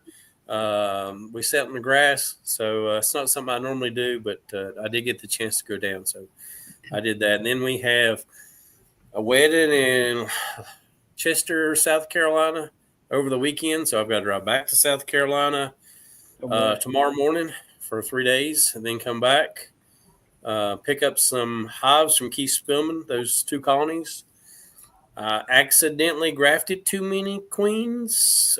Darn the luck. Melissa just told me the wrong way. I did 60 and got 48. That's good. Okay, what do you do with that many? I expected 20, so that was kind of crazy. So Hop them on Facebook Marketplace and e-groups and sell them for $15 a pop. Yeah, whatever. I'm going to try to do as many split. I'm going to split my colonies. There you go. They'll look so ravaged, it'll be unreal. But I would like to donate some colonies to the county also, and this will give me a chance to do that. Do some 2-framers, drop those cells in, and let's see how it goes. Hopefully, it'll turn out okay. But that's my game plan. That's what happened during my day. It's been crazy. I'll have queens to pull out of colonies on Sunday, and I will probably sell a lot of those queens that come out of those colonies to drop in new cells into. So things are just popping up here. There's swarms everywhere. I had 2 calls today. Somebody called me about a log that has some bees in it. I had another call about some bees on a fence post.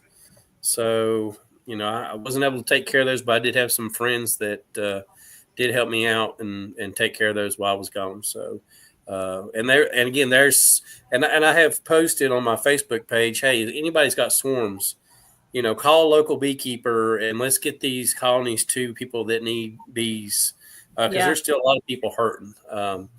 I do have about 10 people already in the area that said they would accept the nukes already. I've got their names and information down, and I need to get up with Tom and set a dead time for us to meet, if that's okay, on maybe Saturday, and get these people to pick up and maybe do that at the agricultural office here in Ashe County if possible. So if you just want to come up, if you was to be, in North Carolina, just want to drive up and help hand out bees, that would be awesome too. So you don't have to give money or bees. If you just want to give us some time and help us out, we'd be great for that. So so there's just a lot of stuff going on here. So. Was that a meeting? So speaking of queens, we had Myron Beachy in on Tuesday. I mentioned that earlier before Ricky came on to be our guest speaker, and that's who we got all of our queens from this spring, and also who we ordered queens for the club from.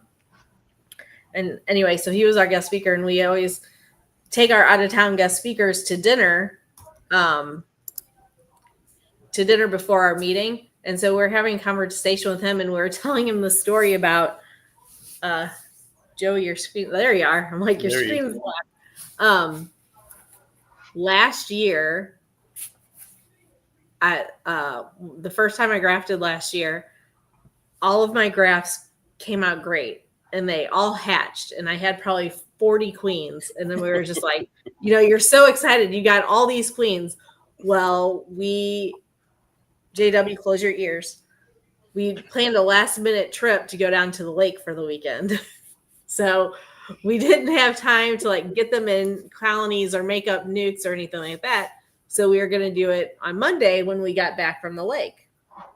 Or whenever we got back from the lake, we were going to do it. So I've got the horizontal hive.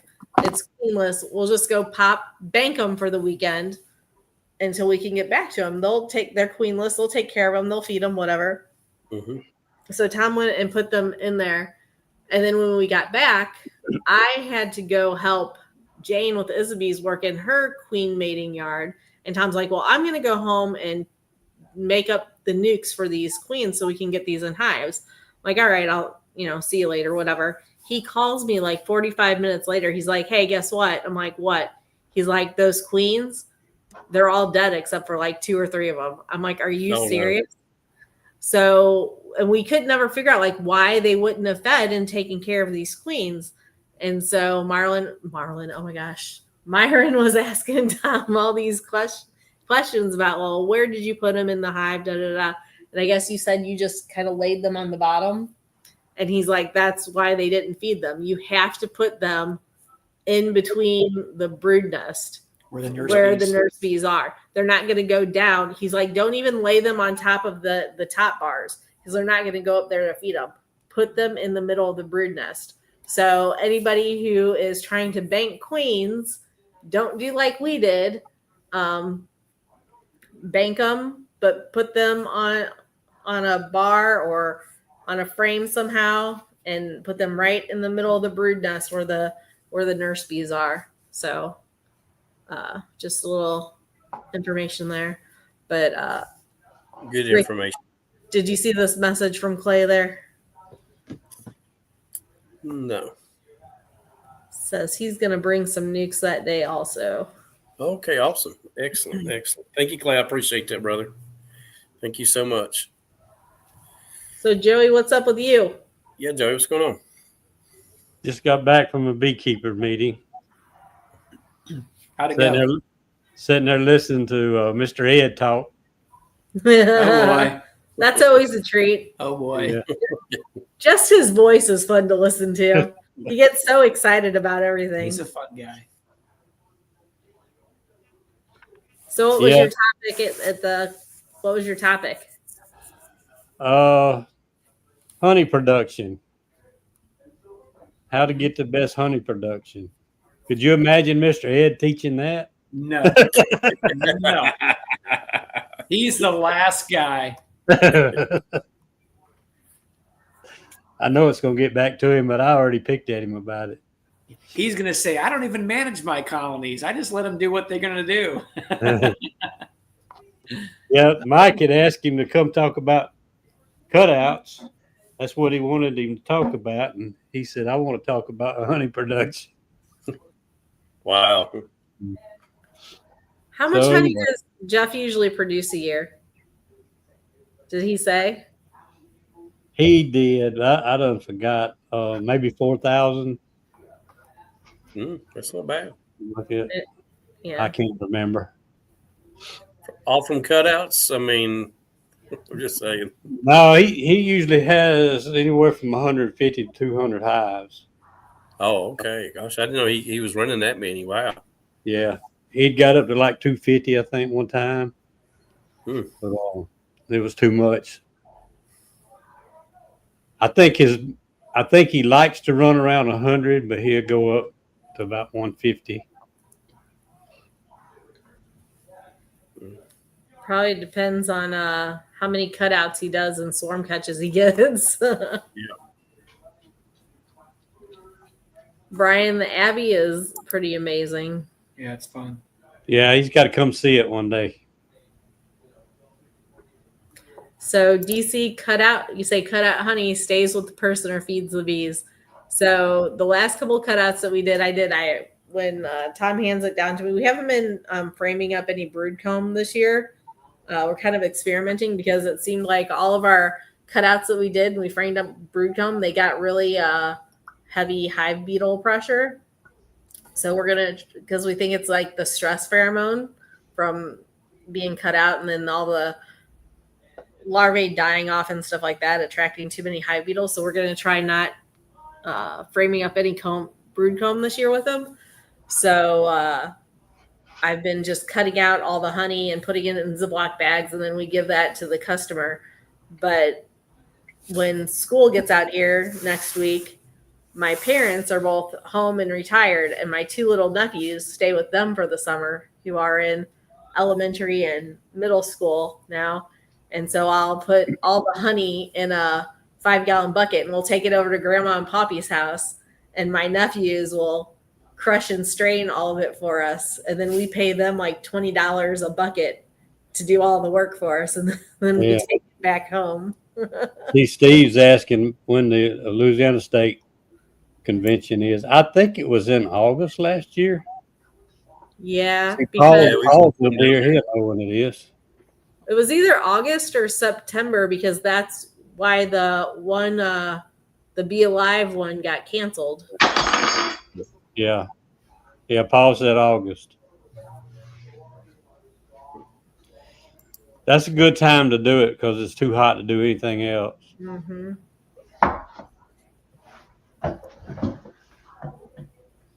Stone River is the one I've that's been going to donate robbing. to the colonies. Go ahead, Joey. I've been pulling brood out of some of my utility nukes, pulling brood out of them, making bigger hives stronger today. See if I could get some honey production out of some of them. So, Joey, when you do that, what are you doing exactly to make it stronger? Are you taking out frames that are in the box that are maybe not really good frames, or too much pollen, or what's your No, game plan with doing that system? well, some of my old queens that I pulled, I try to keep them down to like 2 or 3 frames, Mm-hmm. but they get to when they get built back up a little bit, they get to rolling pretty good because you got a bunch of young bees in there and a lot of older flying bees. So if you don't watch them, they'll really get ahead of you. So I just go pull a good solid sheet of brood out and stick in another stronger hive that's got a little room for them. Mm-hmm. And that's what I did today. I had one that was a 10 frame deep, and it was getting ready for another box. And I figured I've got 3 or 4 nukes that needed either go in bigger box or splitting again. So what I did, instead of just putting an empty box of foundation on top of them, I pulled some brood out and put up there above a queen excluder. That way, when they come out, they can put honey back in it. Hopefully. Bless you. Thank you. Sorry. Rodney, when I used to do cutouts, which I quit, I had an old large press, works good. It's got a drain on it, and you can put that cutout comb in that large press and just crank it down. It's just got a crank handle on them. You can find one. They work great. Squeeze it right out, and then you can take your comb and do whatever you want to with it. Squeeze it out with hands or any other way I found. So I send over some 5-gallon buckets and those plastic mesh strainers to my parents' house, and they put a tarp down in the kitchen and put the buckets on the tarp, and the boys just crush it over those plastic strainers and just let it drip. And when it gets full, they just move the comb to an empty bucket and start over. With the cutout comb, I'm not like, if they don't get every drop of honey out of it, I'm not concerned about it because it's bonus honey as far as I'm concerned. I used to call it house honey, and Tom's like, no, that doesn't sound good. You can't call it house honey. Sound like a good name to me. I know. I think it sounds catchy. He's like, no, I don't like that. But yeah, that's how I do it. And if it's like I got too much honey in it, I mean, it's usually during nectar flow still. So even if I put it outside, the bees aren't going to rob it out and clean it up for me. So I'll usually just take it from that and throw it into the solar wax melter. Yeah, Brian, I definitely have a golf allergy. That's what it is. Allergy. That was good. That was a good one. Privet. Tom just ran off to go take a shower. But I think there's some sort of privet, but I don't know that it's a major nectar flow here. I don't know do you know, JW? I don't have very little. Are you eating ice cream? Little like ice cream in my mouth. What flavor are you eating? Root beer float. Root beer float. My favorite, #1. When Tom returns, I will ask him about the privet, but I don't know. He's got some right there by his shop, but I don't. Privet is. It's not a big thing up here, right? It's not very productive in this country. We have a Russian privet that's in some areas, and some areas it gets pretty thick, and they actually do get a little bit of honey from it. It's pretty interesting. Dad can call it dad house honey. Oh, that's funny. Sat at hole 8. I saw a TikTok video the other day of some guys at watching I don't know if it was a PGA tournament, but some sort of golf tournament, and the golfer hit the ball, and it landed in the observers right in his cup. Yeah, that ball tends to go a lot of different ways. You'd think those pros were better at that, but not today. So it was fun. I've never played golf before unless you can count mini golf. My grandson that just graduated, he loves it. Yeah. He's pretty good at it too. So That's the problem, Joey. You get a little good at it, and it sucks you in. It's just like beekeeping. Yeah. You get good at something, and it just jerks you into that area. So, and you fall in love with it. So it's He used to work with me beekeeping a little bit, but when he started loving football and golf, he didn't have time for nothing else. So, I mean, the boys were little, like little, and Tom, because Tom's never really golfed before, but he had some friends that golfed and whatnot. So he decided that he was going to buy some golf clubs, and he bought the golf shoes, or he got it all. He got the night, and not just like little cheap clubs. He got like a nice set of clubs and good shoes and da da da. And I bet you he's had that set for 15 years, and he's probably used it. I can count on one hand probably how many times it's been used. So then Isaac, our one son, he started kind of getting into like going to Top Golf with his buddies and stuff like that. And so he would take Tom's clubs, but he would never, like, he left them in his car. He would never put them away. And Tom's like, put my golf clubs away. And I'm like, you haven't used these in probably 12 years. What do you mean put your golf clubs away? He's like, I don't care. They're mine. Put them away. He's a mess. Well, if you do what Rodney does there, it looks like he traps the honeybees on the golf course too. Rodney catches swarms everywhere. This is not even fair, I tell you. Whatever. Well, yeah. So funny enough, we got an offer, I don't know, about a month ago, I guess. There's a golf course probably about 20 minutes from us, to put bees out on their property, because I guess they're redoing part of the back property as like a pollinator habitat, and it's off the because Tom called the manager and talked to him, and he's like, so how close to the greens are these hives gonna, like, do you want these hives? Like, no, they're not going to be visible from the greens. He's like, okay, because I don't want a bunch of guys out there golfing for the day that have had a few drinks. Like, hey, here's some beehives, or the lands over by the beehives or something like that. And then it turns into a liability issue. So we're supposed to go out there probably sometime after I have my surgery in like a couple weeks, and check it out and throw some bees out there. Because I think they also might want to put some honey in their pro shop, and all he wants in return is honey to give to his grounds maintenance crew. So I'm like, okay, we can do that. I'd be careful with the golf course. They do use a lot of pesticides. Just remember that. So Tom thought about that, and he's like, well, there's going to be windbreak, where they are. And so, because Tom's in lawn care, right? So he knows what they dump on those greens and stuff. And the bees shouldn't be on the turf grass anyway. There's nothing there for them to forage. So really all you'd have to be worrying about is drift, which if it's far enough, in its own little area, it should be fine.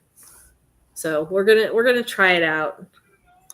I mean, I think you'll be fine. I mean, the one up here in the mountains, there's a lot of sourwood that grows around it, and poplar that grows around it. So really, if I go play around, I get to what are the bees on? You know what I'm saying? And you get to see them while you're out there. So.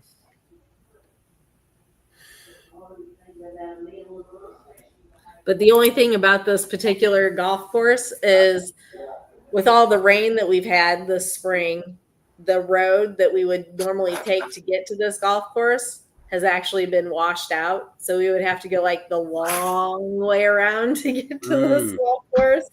So that kind of stinks. And it's a state road, and Missouri hasn't given you a timeline. It just says closed indefinitely. The closest that they'll give is by the fall that it'll be fixed. How many out yards do you guys have right now, Melissa? So not including our house, we have 1, 2, 3, 4, 5, 6 out yards, and that doesn't include our house or the quarantine yard. So wow. yes, 6 right That's now. That's a lot to get to. She's like me. I've had the same out yards for several years, and I had to keep counting them in my head when somebody asked me. Yeah.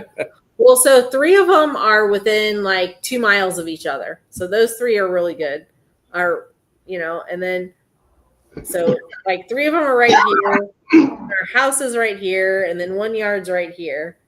So the 3 that are right here, our other 2 are the ones that are kind of far away.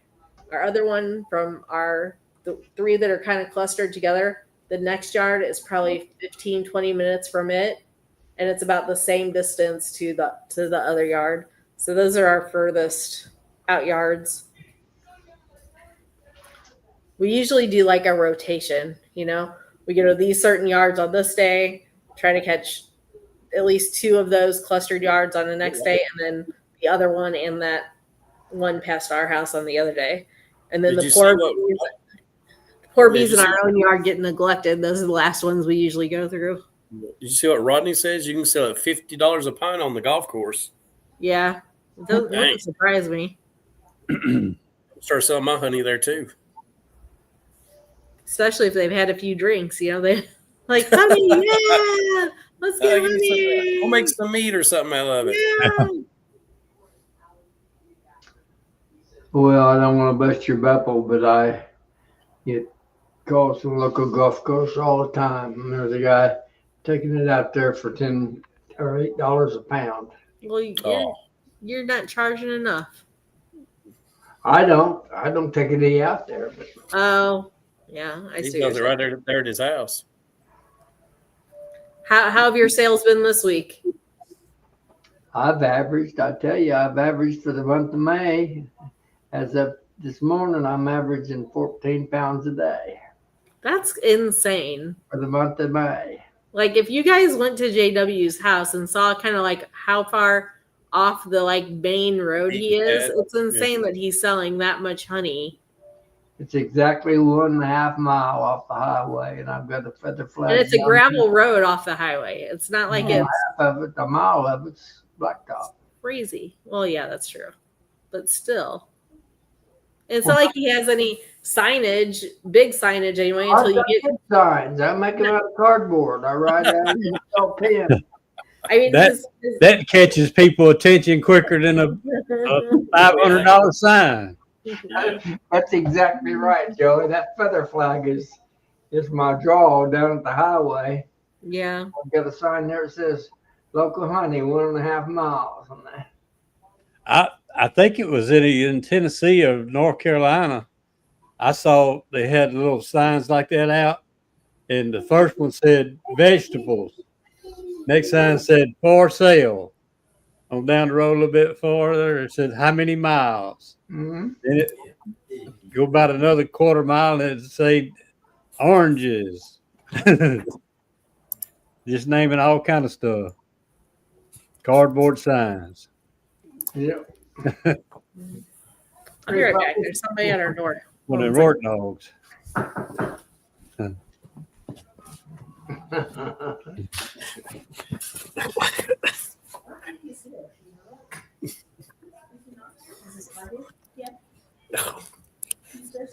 I think he likes him Gosh, some Ricky. Yeah, she wants kisses all the time. Golly days. Kisses me more than my wife does. Oh, yeah. JW, you can't wait till you see this, and this one will tear your leg off. Mm-hmm. I see that. That's a wiener dog. Yep. we do a lot of boondocking sometimes when we're traveling with the camper, Mm-hmm. and we stayed at a Harvest Host. It was a golf course up in Mississippi, and usually when you stay at something like that establishment, it don't cost anything to stay, but you usually purchase something from them. So the grandkids played golf, and when Jude got out there, my grandson got out there playing one of those. I guess I'll call them golf pros or whatever, caddies or whatever they are. That kind of works around there. He followed Jude all over that golf course, watching him play. He'd hit that ball and ring the hole and all kinds of stuff. That man just shaking that head.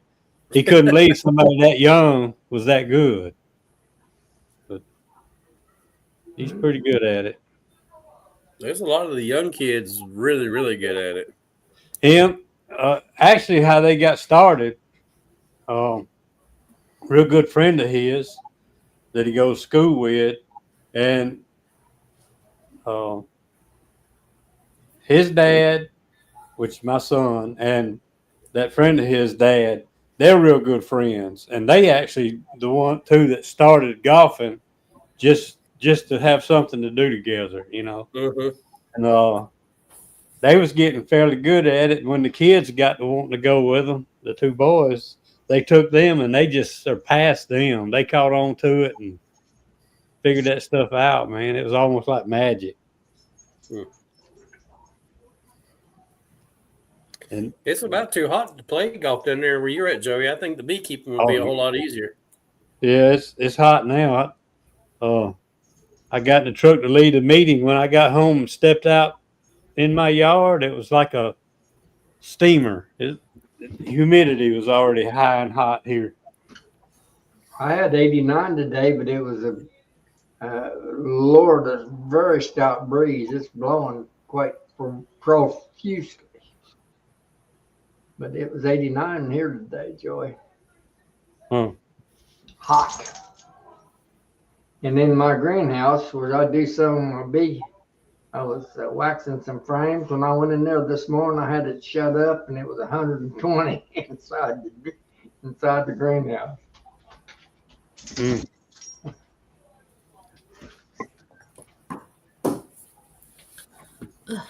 I had to check my maps to see how to get to my nephew's school tomorrow because the route that I would take is that route that's washed out.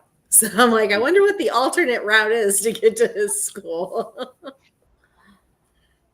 So, There's Jeremy on here tonight. what'd you say, Ricky? I said Jeremy's on there. Me and Joey said Jeremy's on here. Oh, yeah. He said he was going to join. He was finishing up some yard work at home that he hadn't. I think that's what he had told Tom that because of all the weather he hadn't been able to get to, I believe. So, good evening. Comes back hard in the spring, but some sort of yeah, that's what happened to JW too, Brian. Yeah. We pulled those colonies back, but they still built up too fast. Way too fast. I've had more swarms this year than I've had forever. 13 so far out of my hives. That's a blessing there, JW. That's free bees, man. Oh, I hate them. I hate them. Unless I'm gonna jump off of here, I got to get ready for tomorrow. We're taking off about 5 o'clock in the morning. So, holy cow! I appreciate everybody in the chat, and hopefully we'll be back on regular schedule next Thursday. Okay, and I'll get back up with you, Tom and Melissa, about this trip down here. Okay, thank you guys. Sounds good. Thanks, Ricky. Yeah. Night.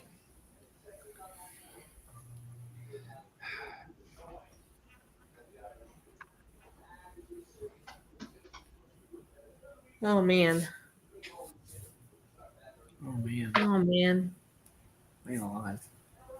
So you said you've been putting more supers on our hives? Yes.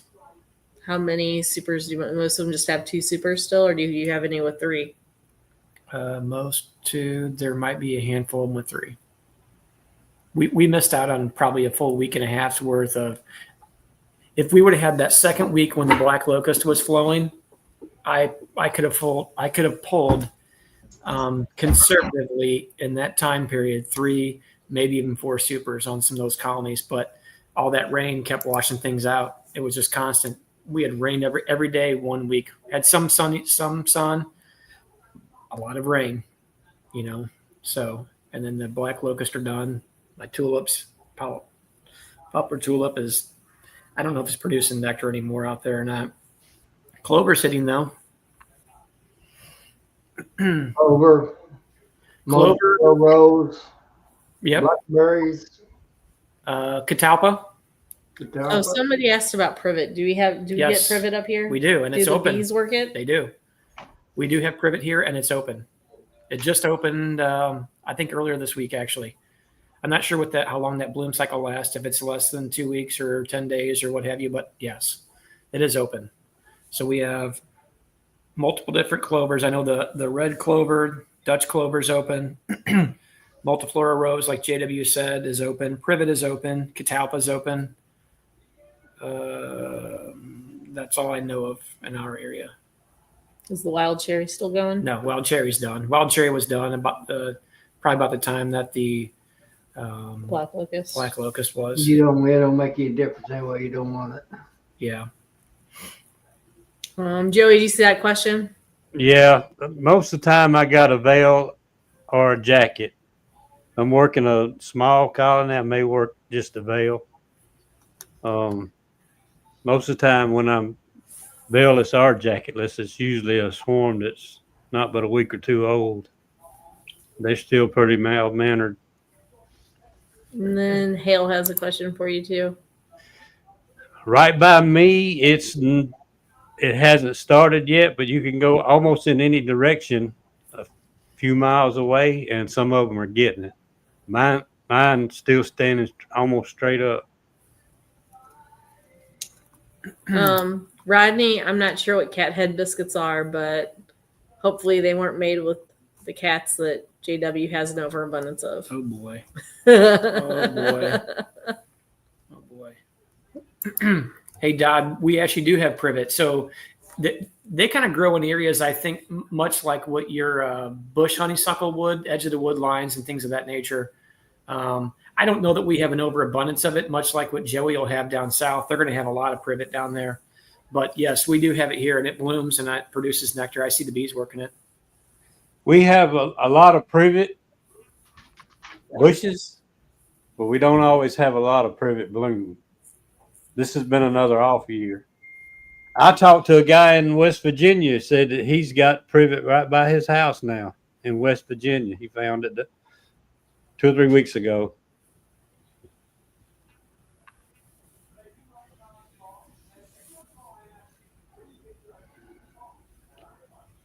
Eddie said it hadn't started by him yet. He's in Folsom. He's a little south of me.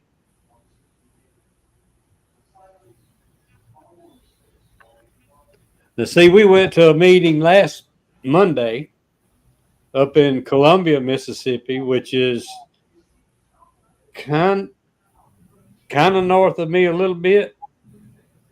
And they got privet blooming up there all over. That's weird.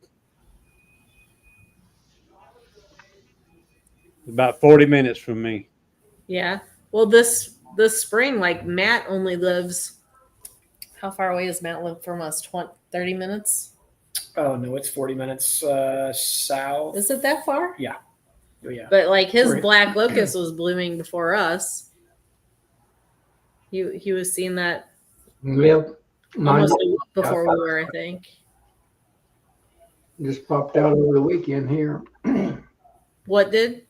My black locust just popped out of the weekend here. Oh, really? Well, you better manage those bees some more. They're going to start filling those boxes with black locusts. I want to bring some hives over. Uh, I pulled I think I so. pulled a few frames of honey a few days ago, just kind of make room in the box.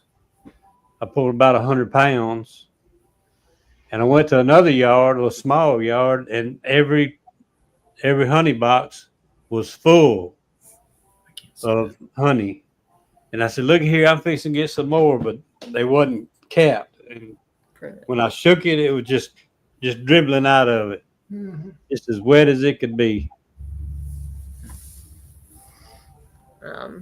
So Brian, when Tom starts getting bored, that's what I send him out to do. She doesn't send me anything. I walk away. I send him out to go on errands, go buy me some food.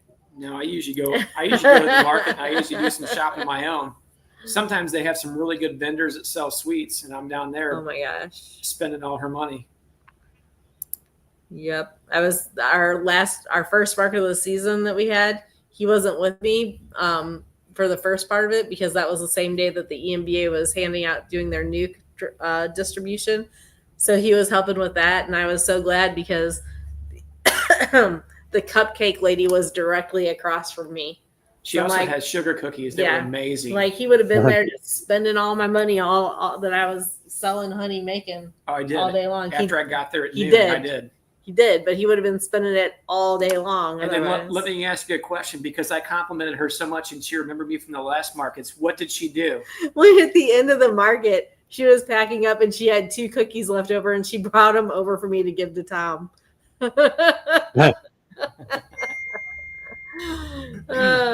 That was my networking game, Joey. He networked for more sweets. And got some more sweets. Did you see Brian's question? Oh, you got one. What, You got one up there right now. What does Tom getting restless look like? He gets fidgety and starts aggravating me and irritating me. He gets I wasn't built. He starts complaining about being bored. Is what happens. Oh my! What Steve said. That's the way, Brian. Channel your inner Tom. Oh my word. Okay, poor Jason. Let's answer his question. Steve wins the comment section.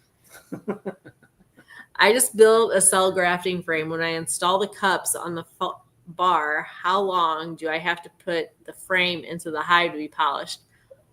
Honestly, you don't have to. I mean, you can put them in there for a day if you want, but I don't. I just put the cups on the bar and graft right into them. I mean, if they're outside and they're dirty, you might want to. Yeah, if they're new, I just go straight into using them. Yeah, it's not an issue. And I don't reuse those cups. I did like my first year, and I'm like, these things are so cheap, and it takes forever and a day to clean them. So I just throw them away. I don't reuse them. When we find them left over in the hives after they've introduced cells, we just flick them out into the yard. So it's not worth messing with. But I think Mr. Irwin has some that he makes actually. Is that right? Oh yeah, you just shown them to us when we were up there. You made your own wax dipped cups. You made your own cups. Yeah, they're easy to make. Yeah, he's got a little apparatus for that. So if you choose to make your own wax cups, you can. I can't see that comment. Jen fidgets with signs and adjusts candles. Well, sometimes I'll kind of straighten everything out of the table. You know, I'm a little bit OCD. So sometimes I'll actually adjust. Look at that. I came back. Melissa's bullying Tom. I mean, you're right, Michael. That's what I'm saying. Melissa.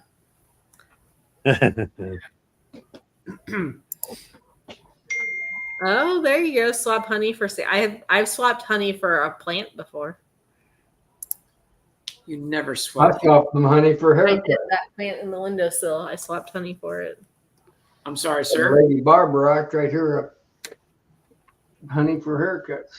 Oh, I would do that all day long. Absolutely. Actually, the ladies that cut Andrew and Isaac, well, Andrew and Isaac's hair, they buy honey from us. They better buy a lot of honeys from us. We spent a lot of money down there. Those haircuts aren't cheap. I need to go. I had to pay for a haircut in 25 years. Yeah, Joey, I couldn't pull off the bald head thing. I used to shave my head. I used to do the high and tight, one on the sides, two on the top. And I did that for a number of years until she convinced me to grow my hair out, and I wasn't. So I've been doing that for the last few years. Where did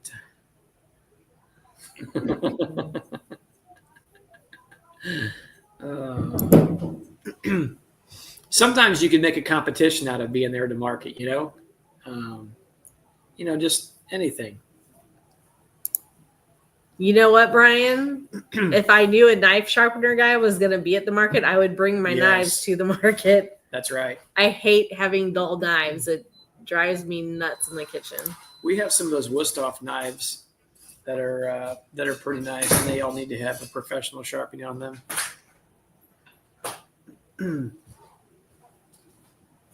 If I have my pants on, I have a knife on. Yeah.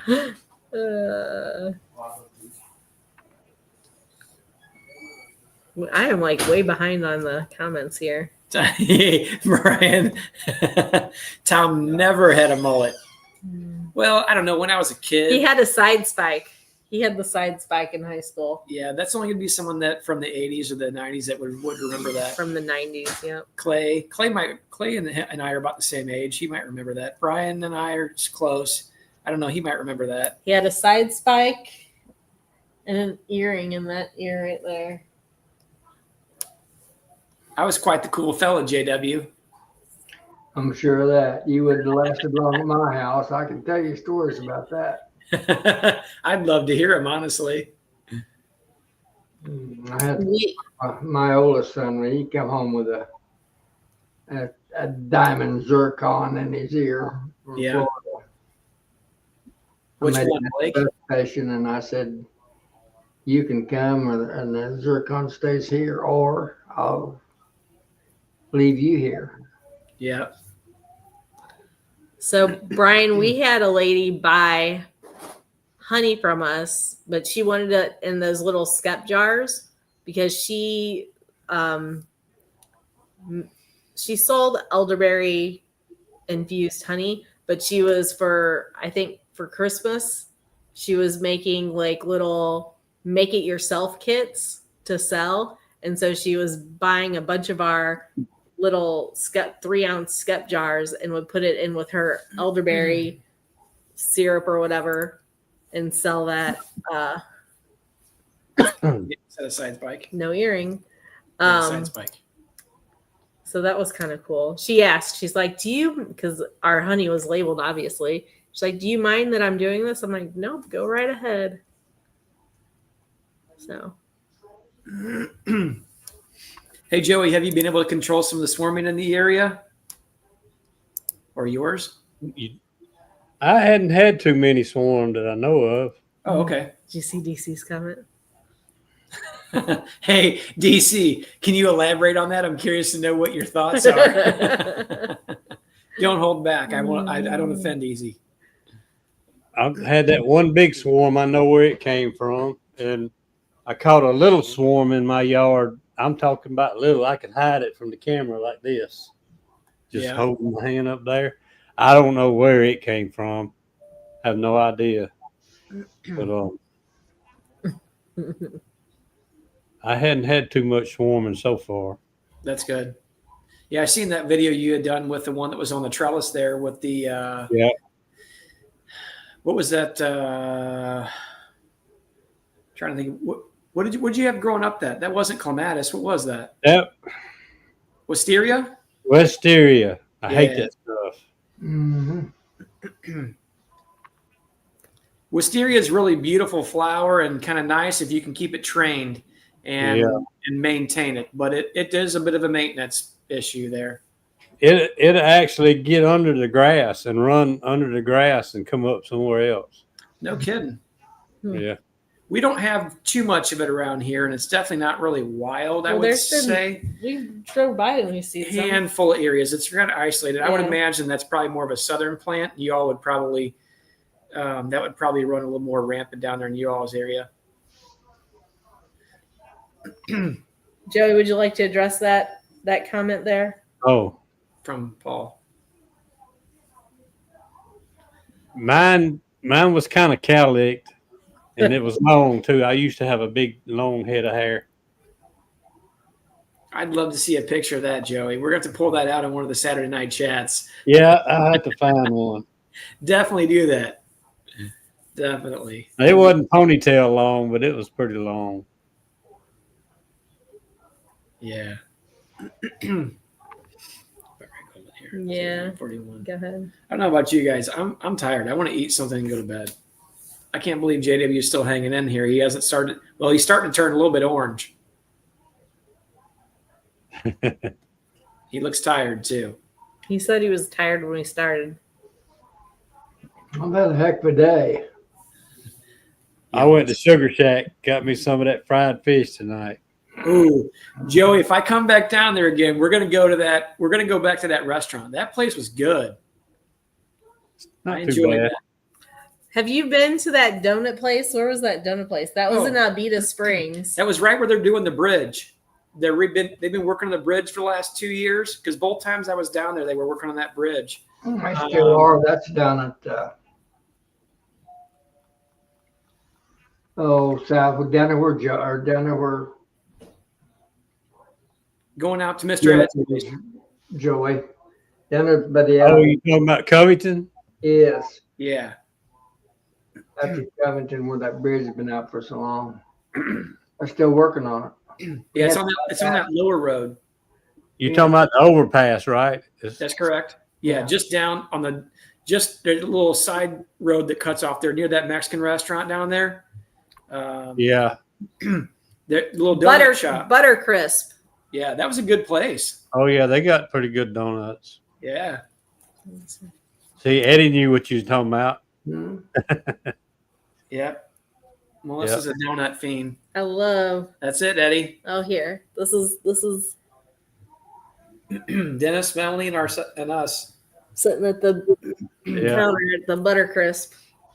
Y'all eat Chinese and then went over and got donuts?